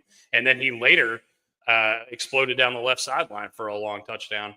I mean, if I have a trust of this Green Bay offense, it's certainly not in the hands of Jordan Love. It's in the hands of Josh Jacobs. And I think they still can be successful. But I would be legitimately worried about the Packers moving forward with all these injuries. Like Brian said, it's just going to stack up a lot. And when you get into January, you need those guys. Because now you can just scheme to stop Rashawn Gary. You don't have to worry about Micah coming off the edge. Now, look, they still have edge rushers, of course. They're professional athletes, and these guys are paid to be the quarterback, but not to that caliber. Yeah. And now you can just focus on Rashawn Gary, and you can run away. You can run directly at him, and it's gonna fuck with the Packers defense. Yeah. And then once again, all credit in the world to Bo Nix. Once again, I still don't necessarily trust him going deep in a playoff run, but I mean, is this the first time this year?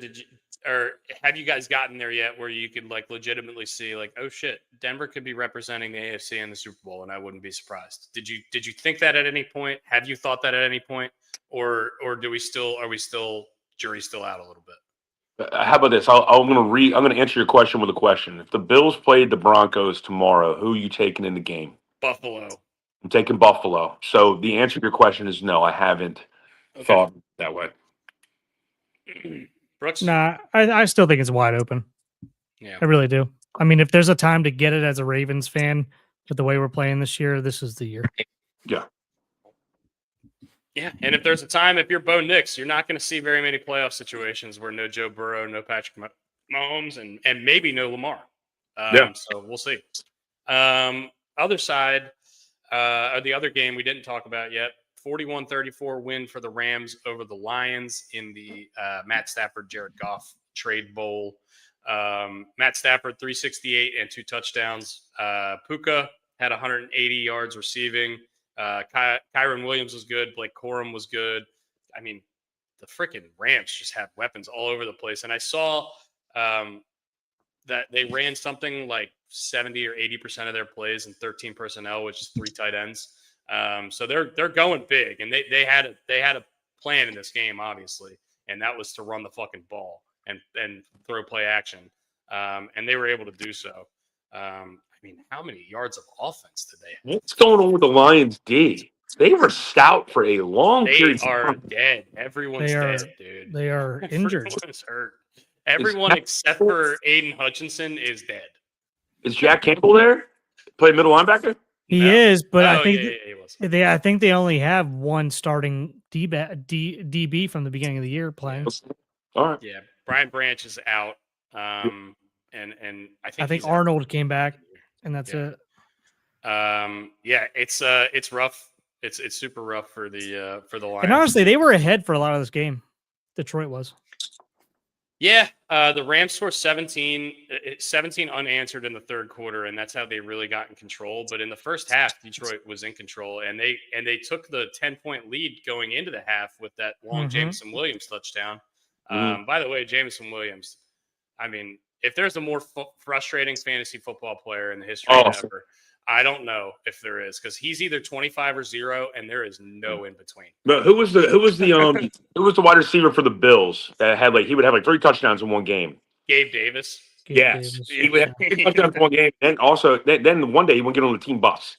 He's still there, Brian. He's still there. He's back there. See what I mean? Back there. Yeah. He's back. He came back. He went to where'd he go? Jacksonville last year. He went to Jacksonville, Tennessee. And then, he went to Jacksonville, and then he got signed to a practice squad, and then got cut, and now he's back. From he went to witness protection. I didn't know where this guy was. But yeah, the first down battle was dominated by the Rams. The yards battle was 520 total yards of offense. How many did the Raiders have again? 72. And yeah, I mean, they just so much more efficient. And I mean, I just don't know how it's going to be so hard to stop this team if everyone's healthy. It's just such terrible timing for the Devontae Adams injury with this Thursday night game against Seattle. He's not going to. I mean, look, think about it. The Rams could be the number 1 overall seed, or they could be the 5th seed. I believe. Yeah, I mean, it can't be that bad. Lions Vikings was last year. It can't be that bad if they're saying he's questionable. I think we all know he's not going to play. Yeah. He's not going to play. Obviously, but they would have ruled him out by now if it was bad.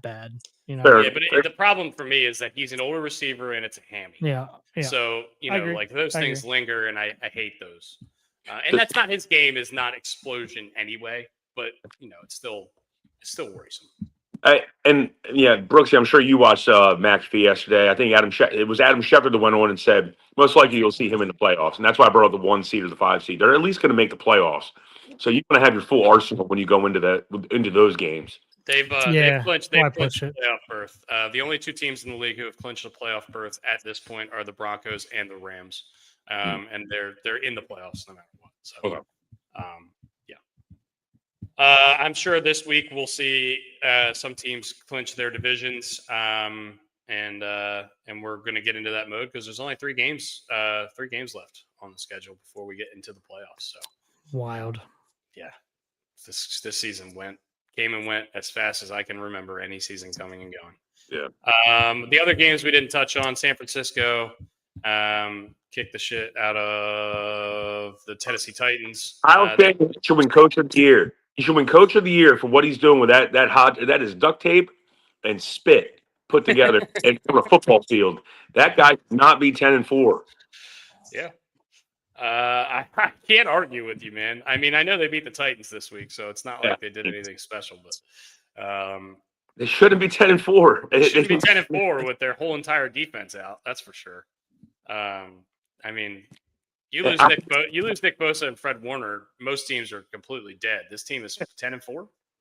I know Vrabel's most likely going to win it, and very rightfully so, and deserving. But Kyle Shanahan, for what he's doing with the hodgepodge team that he has right now, based on what he started with, there is no way this team should be 6 games above 500. We'll see how that goes, though, because these storyline, like these things can tend to swing at the very end of the season.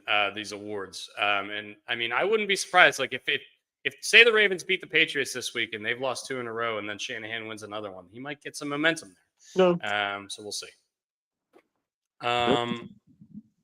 Carolina is the only game we haven't talked about. I think Carolina lost to New Orleans, and if I'm a Carolina fan, God, what are you doing? And also, what is New Orleans doing winning all these football games? What are you guys doing? 5 from random. See ya. And actually, Tyler Shuck's actually decent. Shuck looks decent, yeah. And the Carolina Panthers have been swept in the season series by the New Orleans Saints, which tells me all I need to know about the Carolina Panthers. They do not belong in the playoffs. Yeah, the NFC South, and we've talked about this ad nauseum on this podcast. The inferior team, when the NFC South division games, the inferior team usually wins, which makes no sense whatsoever. And that's why the Saints won this game. And also, I feel terrible for the fucking defender. I think he's a rookie from Carolina who slid and tackled the guy. I think it might have hit Tyler Shuck when he was sliding, giving himself up. He hit him in the head when he was going down. It was like one of those, once again, kind of like the Tony Jefferson play we were talking about. One of those bang, bang plays. It turned a 62-yard field goal to win the game into a 47-yard field goal. I didn't even know that. Won the game. That's how little I know, because I didn't watch a single second of that game. Not one single second. He went and he dove, and once again, he didn't do like the James Harrison. I keep bringing that motion up where he like launched himself with his arms out. He went, tried to hit him. I think it's Tyler Shuck was sliding, or somebody was sliding to give himself up. And it's one of those quick bang bang plays. You just can't react that fast. You can't stop your body motion. And he hit him in 15-yard personal foul penalty, and then all of a sudden a 47-yard field goal instead of a 62er. Yeah, but I mean, you guys are still right with your predictions from the beginning of the year. Most improved team, definitely Carolina. Without a doubt. Got to be Carolina. Patriots. Yeah, maybe. Yeah, you might be right there. Patriots are the number like top 4 pick last year. Well, yeah, I'm actually still stick with Carolina because I can't name a fucking Panther. Bryce Young. Other than Bryce Young, I can't name a Panther. I think I could name 7 Panthers. Okay, fire away. I wish we could bet you on this, but you have 0 alcohol apparently. Bryce Young, Andy Dalton. There's 2. You went backup quarterback? If you name the coach, I'll kick your ass. Rico Dowdle, Chuba Hubbard, Ted McMillan, Jalen Coker, Xavier Legette, J.C. Horn. I'm getting way past this. Who is the D tackle? Derek something. Derek Brown? Yeah. That's it. That's all I got. I can at least name. What I'm getting at is I can at least name Patriots. I can rip off Patriots names. Hell, I forget the coach's name. I think it's Danny Canales, something like that. Dave Canales. Whatever. Danny with an IE. I'm going with an IE on that one. Danny IE. All right. Yeah, that's all I have on the MLB football, or sorry, the NFL football stuff I get on the MLB page. Not a ton of MLB stuff. Wait, sorry. Do you guys have any other football stuff you want to get into? No, I'm good. Yeah, I think I'm good too. I do. Actually, I do. Before we go to baseball, the Heisman Trophy. Phenomenal speech by Fernando Mendoza. Phenomenal. If you haven't seen it, watch it, please. It's great. What I hate is, and I'm going to skew negative about the Heisman Trophy because Fernando Mendoza, 1, deserved it, and 2, seems like a stand-up class individual. The guy who came in second, Diego Pavie from Vanderbilt. Yeah, he's a fucking moron. He dressed like John Gotti. Okay, he had his Mr. T starter kit on, his little gold chain, and he looked like a fucking moron. He built up so much momentum as a good person, a great player. He is a good player. Then he goes out and says, fuck the voters on Twitter. and talks about how he doesn't he trashed Indiana a little bit. Now he walked everything back, but he just came off like a fucking douche. Come on, dude, you're better than that. You're better than that. He also like went on Twitter when the before the college football playoff rankings came out and was trying to get POTUS to sign a petition to expand the playoff to 16 teams so that he could play in the play. I mean, he's just a fucking clown. I'm not a fan of that guy at all. No, I was a fan. I saw him originally on a show, and I wish I could get courtesy to that show, but I can't. But he came off real well, spoke very nice, and his actions since he's gotten popular just come off like he wants to be like a Johnny Manziel-ish kind of figure. And please don't do that. Don't. I mean, you lost all credibility. At least you lost, all the positivity that was surrounding you is gone to hell. You came in second in the Heisman Trophy. That's pretty goddamn prestigious, buddy. Okay, yeah, buddy. Don't. And is there really a world that you think that he was supposed to win that over Fernando? No. I mean, he in his world, yeah. No. in his world, yeah. He said something off. It wasn't on Twitter. It was actually out of his own fucking mouth instead of his thumbs. Somehow he thought he had the best season in college football this year. Well, let me tell you something, my friend. Jordan, Jeremiah Love from Notre Dame had 3 more touchdowns than you and 38 more rushing yards than you. Okay? So you didn't have the best fucking season. Yeah. All right. Yeah, we do have college football playoffs this weekend. We'll probably do more of that stuff, get into that stuff on Thursday, our picks. What's cool is that there is a Friday night game, and that's the best game of the first round, the Bama-Oklahoma game. And this is a rematch of earlier in the year where Oklahoma's defense stifled Alabama's offense. And this was a point of the year where Alabama was the hottest things since pants with pockets. There you go. Yeah, there you go. So we'll see if Brent Venables is able to keep that defense that good or that playing that well against Alabama. Alabama's favored by 1.5 in that game. That's Friday night, and the winner of that game plays the Hoosiers. And we have a live Brothers Rothschild podcast coming Thursday. Yeah, maybe some other cool stuff. We'll see if we can drum up something else cool. Yes, I am getting up tomorrow morning bright and early, and I am flying to Indiana on the first flight out of Salisbury. Nice. With my folks. So we will, we'll be in Indy tomorrow. Cool. It's going to be fun. So yeah, we had that game Friday, and then we have 2 NFL games on Saturday, which we've already talked about is ridiculous that they're having them the same day that we have 3 college football playoff games. But maybe it'll help us out because I think Oregon's going to absolutely beat the brakes off JMU, and I don't really want to watch that game. I also think Ole Miss is going to kill Tulane. Maybe I'm wrong. Who knows? When you get to Indy, can you have a triple Jack and Coke in the airport? I will ask, but apparently they don't allow that. No, you can get a double, and then you just get a check on the side, and then double. Oh man, Indy's airport, fun place to be. Fun place to be. All right, yeah. Enough. A lot of new fun stuff in there now. Yeah. Thursday we'll go over more in depth look at the bracket and stuff like that. MLB stuff. Not a ton of huge news. Robert Suarez signed that 3-year, $45 million deal with the Atlanta Braves, right? To go back to back with him and Rysel at the end of their bullpen. I don't hate that for the Braves at all. I like that they're shoring up that bullpen. And Acuna getting back healthy, Strider getting back healthy. I think the Braves will be right back in contention next year. And they're making moves around the fringes here. Ha-Seong Kim just got a $20 million deal to come back to them. Holy shit, $20 million for 1 year. That's a lot of money for a kind of like a more of a glove first shortstop, but shortstops are tough to find in this league. So, and they've been looking since they got rid of Dansby, since they didn't re-sign Dansby that offseason. They've really struggled from their shortstop position. And maybe they should have just paid Dansby after all, because he's really good. He's just really good. Adolis Garcia, 1-year contract with the Philadelphia Phillies. 2-time Gold Glover, 2-time All-Star. I think this guy hits free agency a year earlier. after not so great this year. If he would have hit free agency last year, I think you're looking at a guy that probably could have gotten north of $50 million.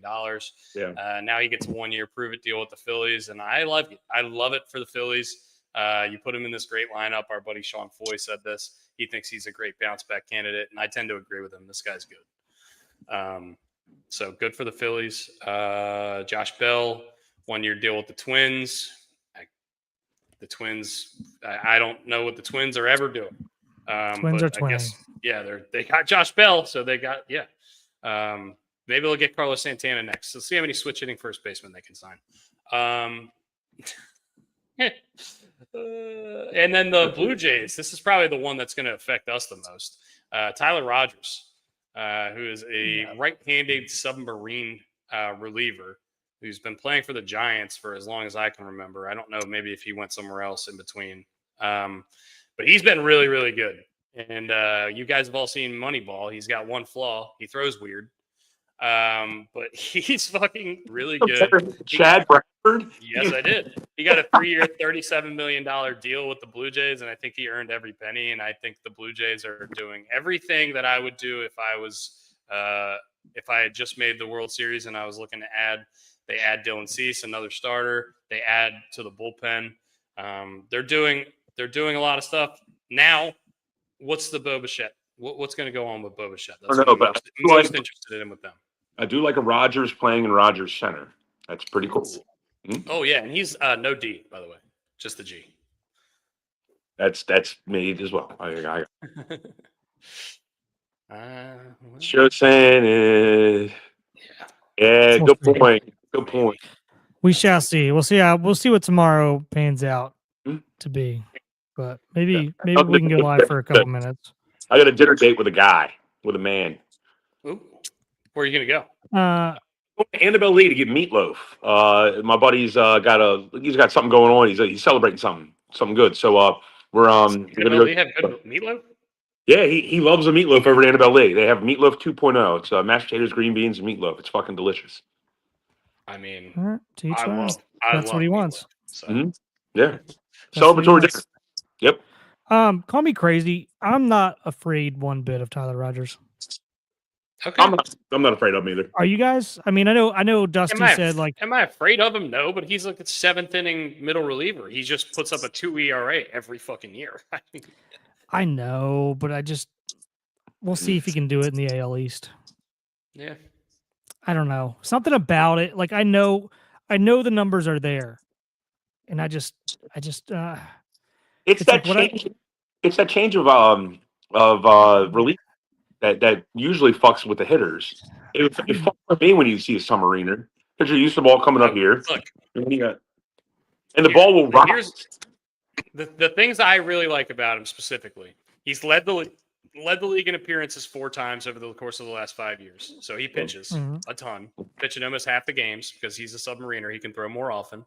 And he's effective. He gets outs. I mean, his last since 2021, a 2.2 ERA, a 3.5 ERA, a 3.0 ERA, a 2.8, and a 1.9 last year. I'm not arguing the stats. I agree. I 100% agree. And if that's a guy on paper, it's just one of those things where like I watch him and I'm like, man, I don't understand. It's one of those things. I don't understand why he's not getting hit. I mean, I'll put it this way. I'd be ecstatic if we got him. Yeah, I mean, he would have been somebody I would have been excited to get. I mean, again, he's one of the top. But I'd be very fired up if we got him because it's something that we need in terms of a bullpen arm, not a submariner, but a bullpen arm. And he's got good numbers. And he plays. He pitches. He's not. That's a part of the reason I love Pete so much. He plays every game. And I'm going against everything that like I talk about and believe in. He's just, I don't know. It's just this is just funny. A gut. It's probably what it is. People named Rogers. Let's just be honest here. All right. I mean, you're 2 for 3. You're 2 for 2 right now. He throws funny, and he's named Rogers with no D. So if we hit strike 3, I'm out. But yeah, I don't know. He'll come in and shove it up our ass all year probably, but that's just my too early to call gut feeling. We'll see. Dusty hates. You hate Tyler Rogers, and who do I hate? I don't hate the guy. I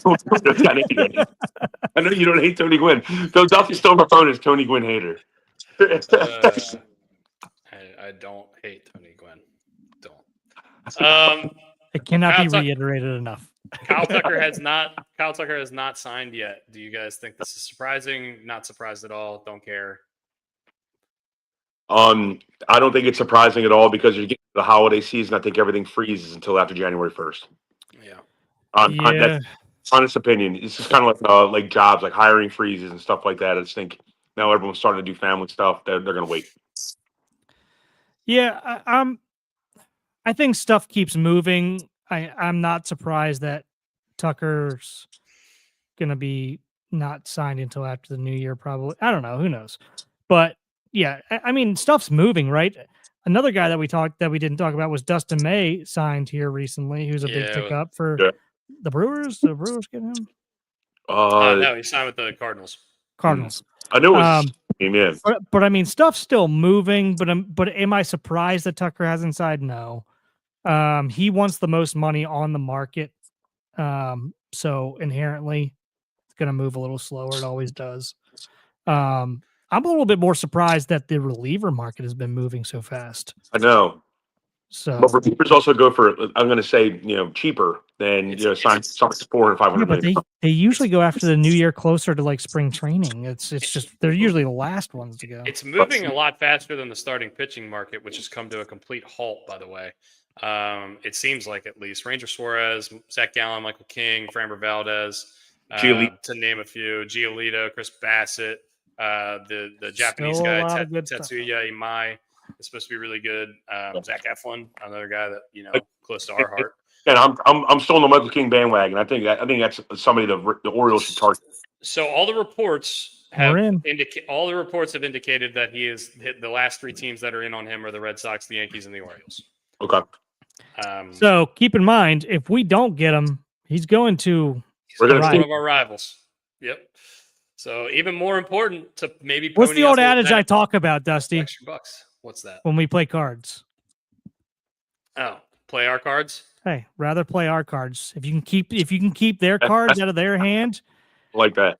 That's another plus in our advantage. So I mean, it's the same thing with whenever we sign somebody here in the off season, if he's between us and one of our opponents here in our division, not only is it a plus that we get him, it's a plus that we keep him away from somebody else who was in the running. Subtraction at the same time. Mm-hmm. And I think the Red Sox had that exact thing in mind when they traded for Garrett Crochet last year. They did not want the Yankees or the Orioles to get Garrett Crochet, so they got him themselves. And the Orioles did that with Pete Alonso, because apparently it was down to us in Boston. So if the reports are true. I would say most shocking not signing so far is Bellinger for me. I figured he was back to the Yankees 100%. And the only reason in my head that he hasn't been signed back there already is that maybe they're looking at Kyle Tucker. I don't agree. I don't disagree with you. I don't know.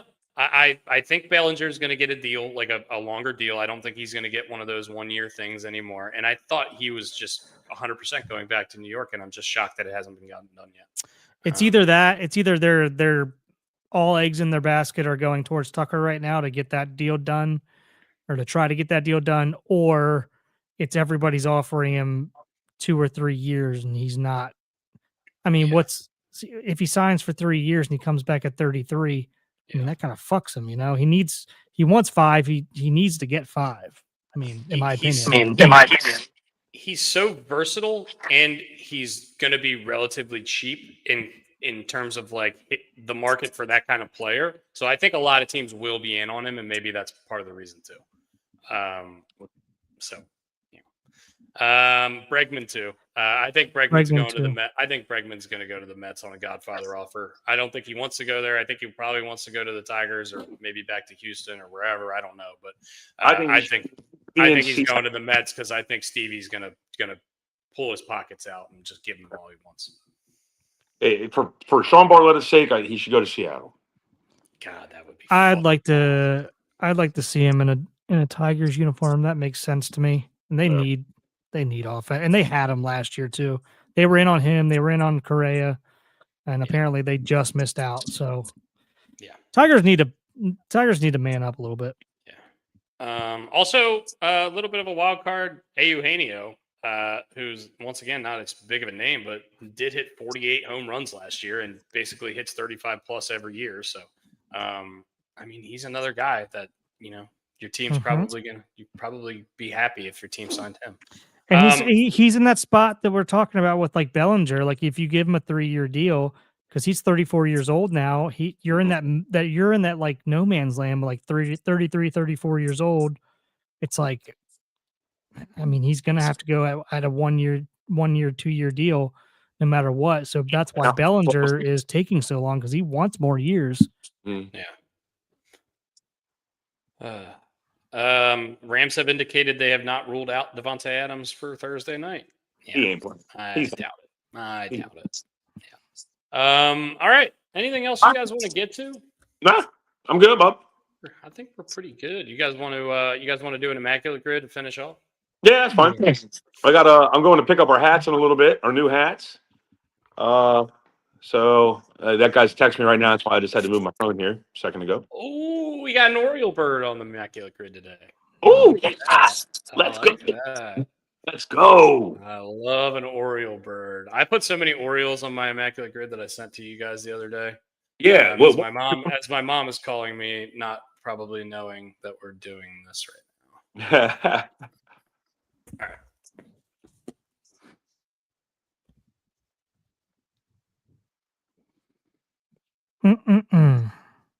Yeah, how the hell does Danny Jansen get a 2-year, $14.5 million? I mean, I like Danny Jansen and all, but do I think he's worth that? Probably not. No. Especially after we Christ. Oh, okay. Steve Pierce, huh? Okay. Or Koji. Or Mike Timlin. True. Timlin's a good one. Dwight Evans. He's an Oriole.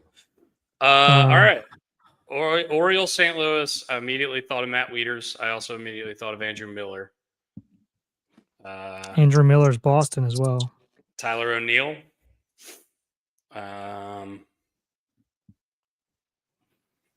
We can get it. There's definitely some other guys. We gotta get weird there. Kevin Millar. Fucking Mark Reynolds, I think, played for them. Kevin Millwood. Ooh.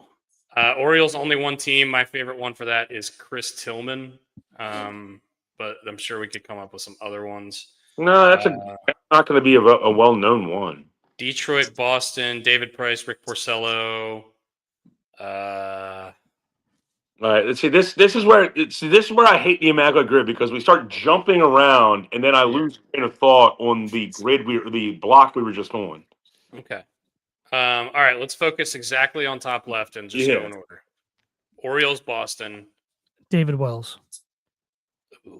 Ooh. He played for the whole AL East, though, didn't he? Mm-hmm. So did Steve Pierce. Mm-hmm. I like the Steve Pierce one because people.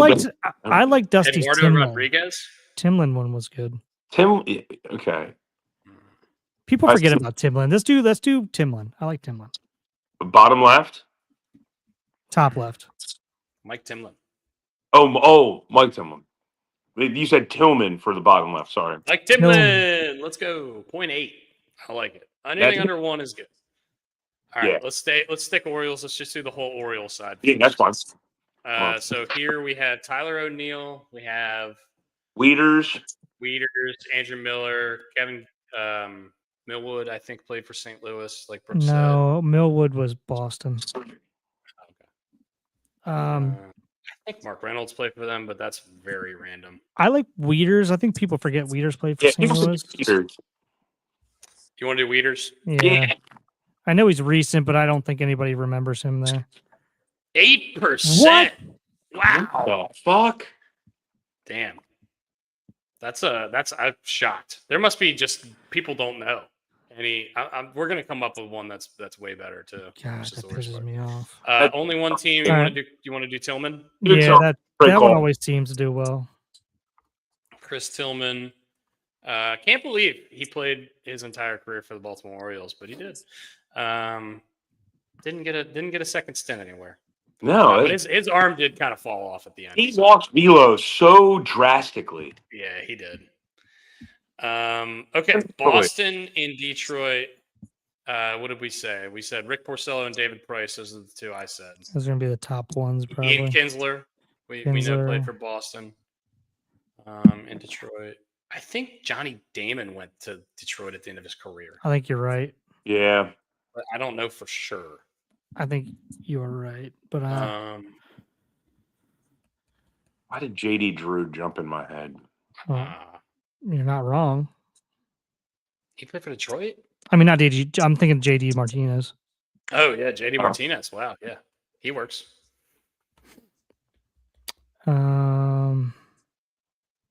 Detroit and Boston. Detroit, Boston.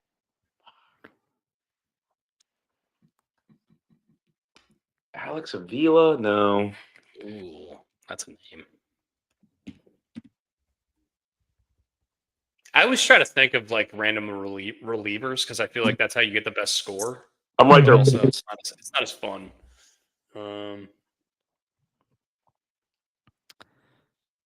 Did Eduardo Rodriguez works there too. Does he? Yeah. You want to go with that one? Yeah. You go Erod? Go Erod, man. Go for it. Did Isringhausen play for Detroit? I know he played for St. Boston. Louis. Yeah. That wouldn't surprise me, but yeah, go Erod. 2%. I All right. like it. That's a good one. All right. Let's stay down. We'll go down again. Middle.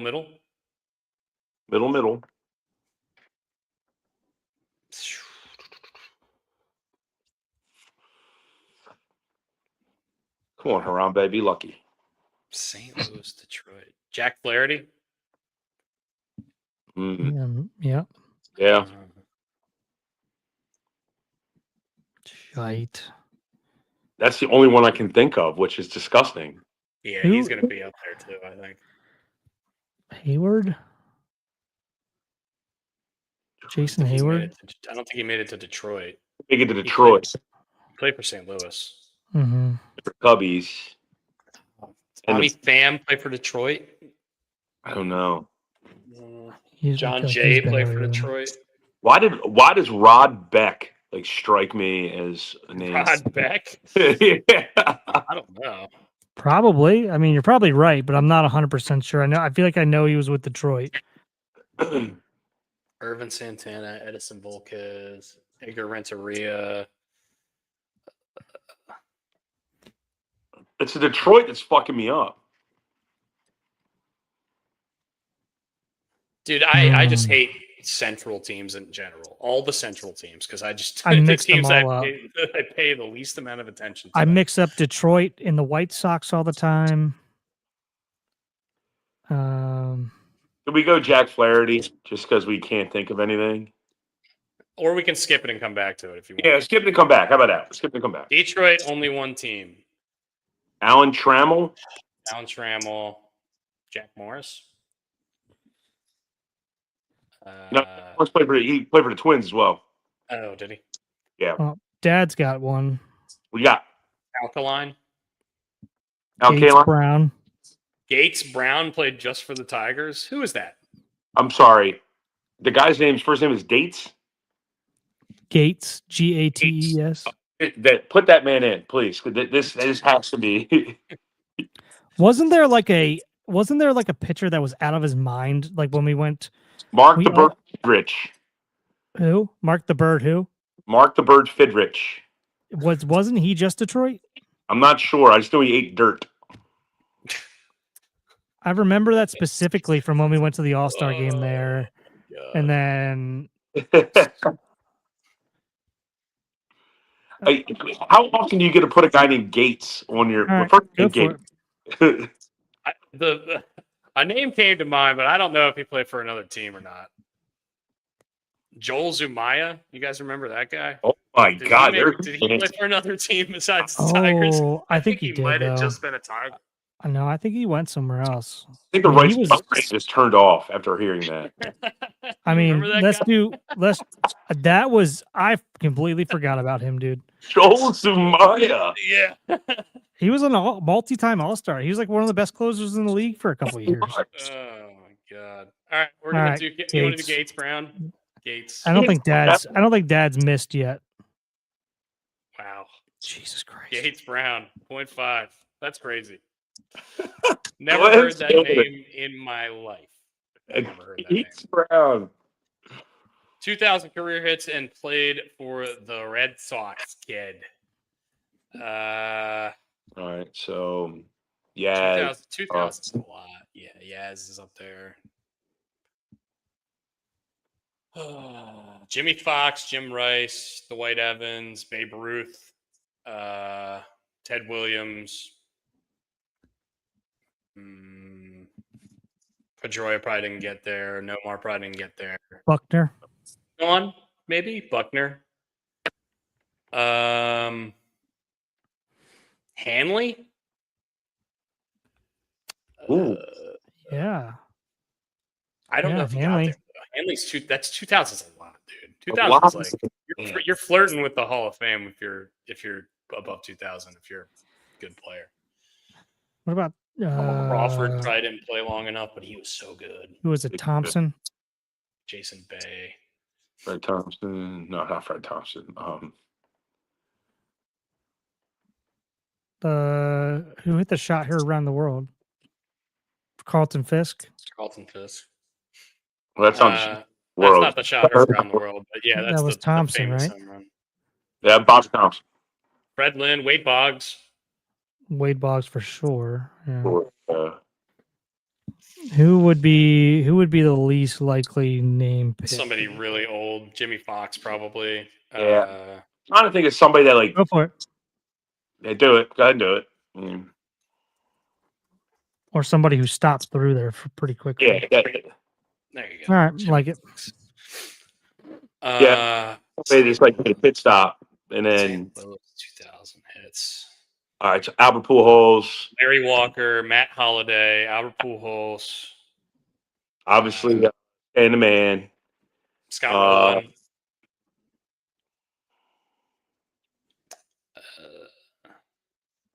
This is a random one, and he's still playing. Nolan Arenado have 2,000 hits already? It's got to be close, man. He's probably up there, but he's going to be popular. And Goldie, too. Yeah. Renteria. Yeah, I thought about him, too. Holiday and Walker came to my mind just because they're not thought of as Cardinals first. Maybe Holiday is. Jim Edmonds. For a lot of people. Jim Edmonds. Oh, I like Edmonds, and I like who'd you say? Larry Walker. Ooh, Lance Berkman might work here. Berkman would. Oh yeah. The big cat. He was a stud. God, he's so like underrated. Oh, the big cat. Yeah, how he didn't get into the hall in that little thing that we were Edmonds definitely had 2,000 hits, right? Yeah. I kind of want to go Berkman. You guys like Berkman? Yeah, I like it. Steve Finley? Did he play for the Cardinals? I think so. Yeah, but anyway, go with what we're going with before. No. Berkman didn't have 2,000 hits. I am shocked by that. How many does he have? 18. Oh no, wait. Sorry, 1,900. That's brutal. Well, now he's throw it away. I'm sorry, guys. No, hey, we're all Jim Edmonds, right? Jim Yeah, Edmonds, Jim go Edmonds. for it. He Yeah. didn't I do was it worried. either. I was worried about that. I was worried. 2,000's more than you'd think. All right, I guess Larry Walker, he definitely did. Yeah, he definitely had it. I think he has 3,000. Mm-hmm. And he was only a 2%er. All right. Yeah, Keep on man. going.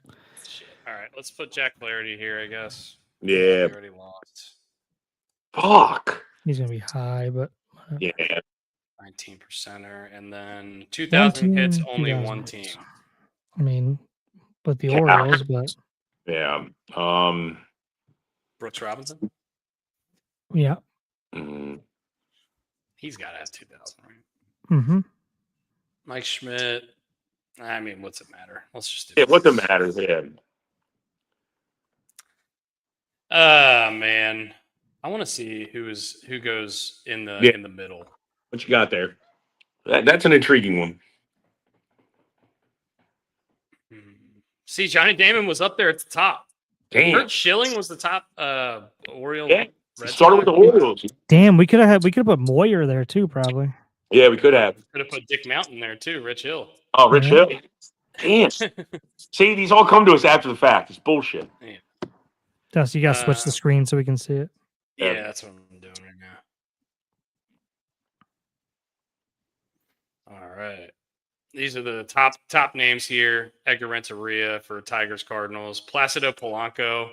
Johnny Peralta. Hmm. Kid Gleason's Oh, a guy. Syl Johnson. Yeah, you remember that? You remember Skeeter Barnes? Oh, yeah. Skeeter. Skeeter. The names in baseball are impeccable. Oh, Octavio Dotel played for every team. We should get him Encarnacion. Juan.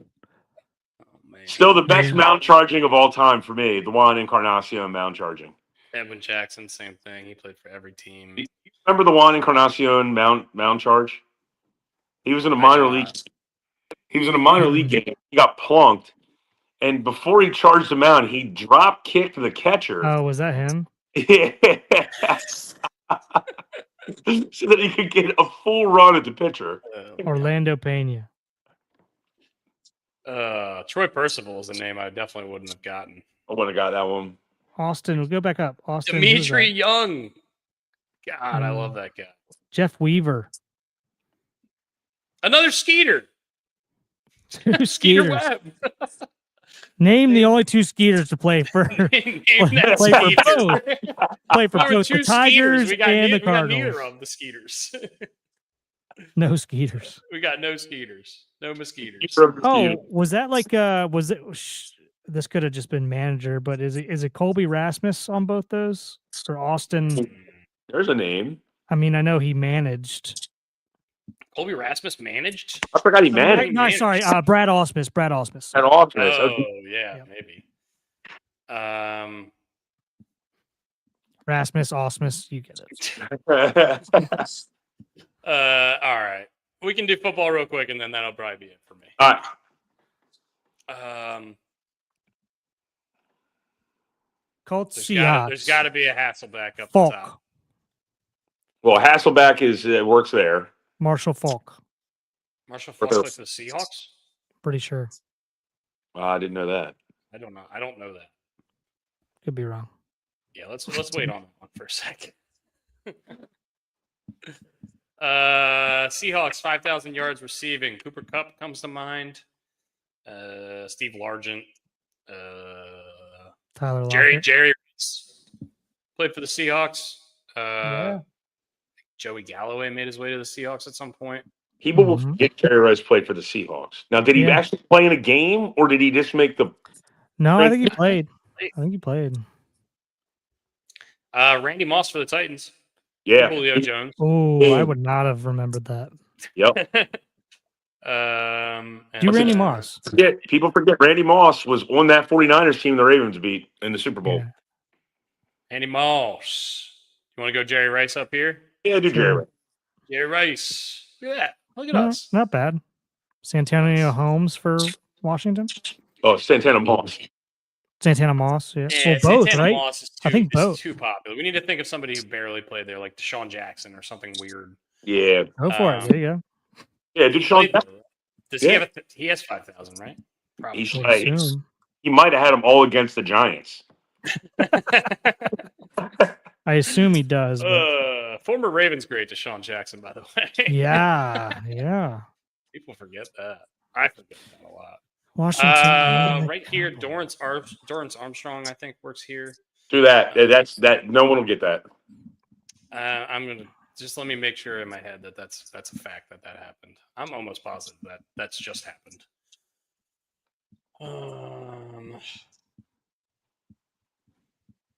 Cowboys, Seahawks.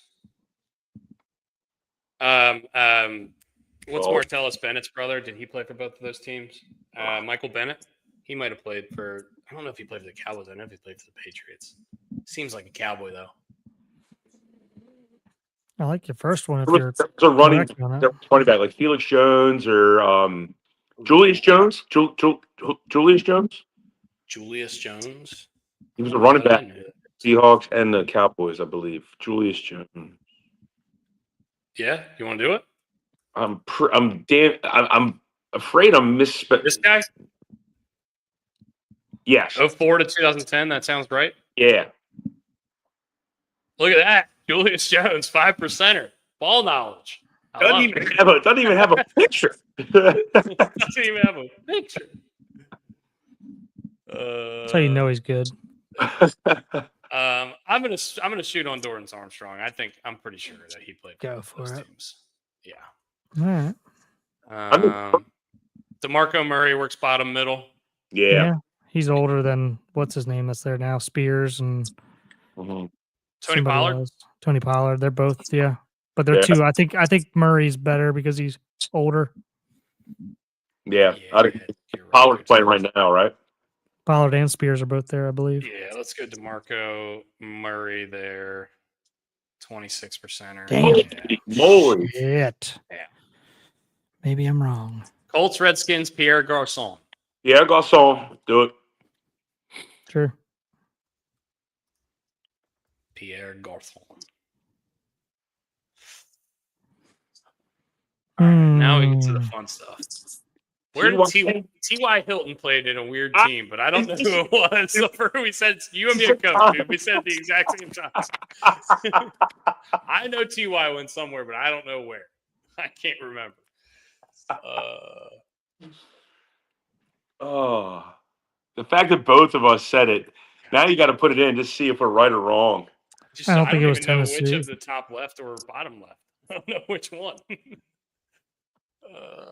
Tyler Lockett played for Seattle and the Titans. That's the only thing I can think about, and we don't need that. We need the other things.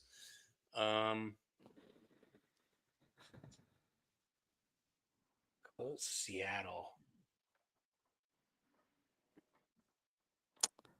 Dallas Clark played for a random team too. Somebody has left. The Ravens. Yeah, him and Owen Daniels.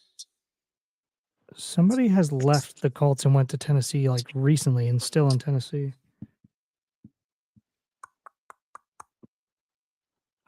Matt Hasselbeck's going to be the number one for the top left. Yeah. Yeah. Name that Hasselbeck. He's there.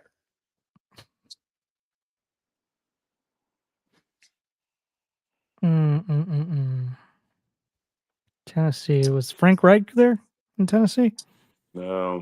I wonder if Tennessee also includes like the Houston Oilers. Jim Harbaugh play for either of those teams on the left? No.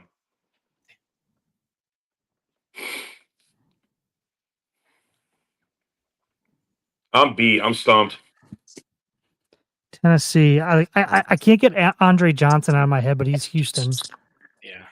And he played for Tennessee though. Andre Johnson did? Yeah. Okay, put him in. He played for the Colts. Andre Johnson did?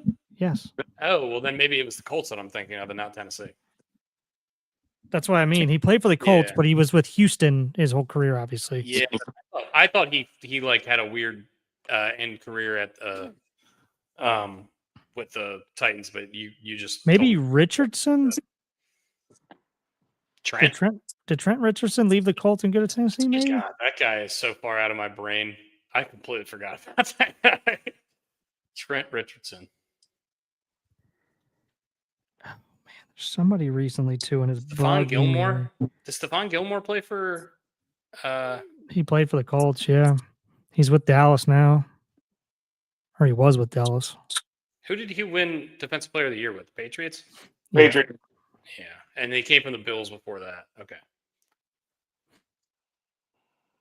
Let's just do Hasselbeck top left. Yeah. I still want. I don't think I'm coming up with anybody else. Tim or Matt? Matt Hasselbeck. Yeah, 60%er. Yeah. Well, I wanted Marshall Faulk. But... I don't think he played for Seattle. Look it up. We'll look it up. We'll look it up after this. Tennessee Titans. was not Finnegan. Same division. Cortland Finnegan. Rock Yassin. He's played everywhere. I feel like. Like that. That's a fucking crazy. What about who's the pass rusher from Maryland that's been everywhere that I can't think of his name? Ngakwe? Oh, Yannick Ngakoue. I don't think he's been to Tennessee though. These teams. He played for the Colts. That's a fucking. I got nothing. Tennessee's tough. Tennessee sucks. Actually, I think Ngakwe would have worked for the Seahawks and the Colts. Yeah, he would have. He would have. Damn.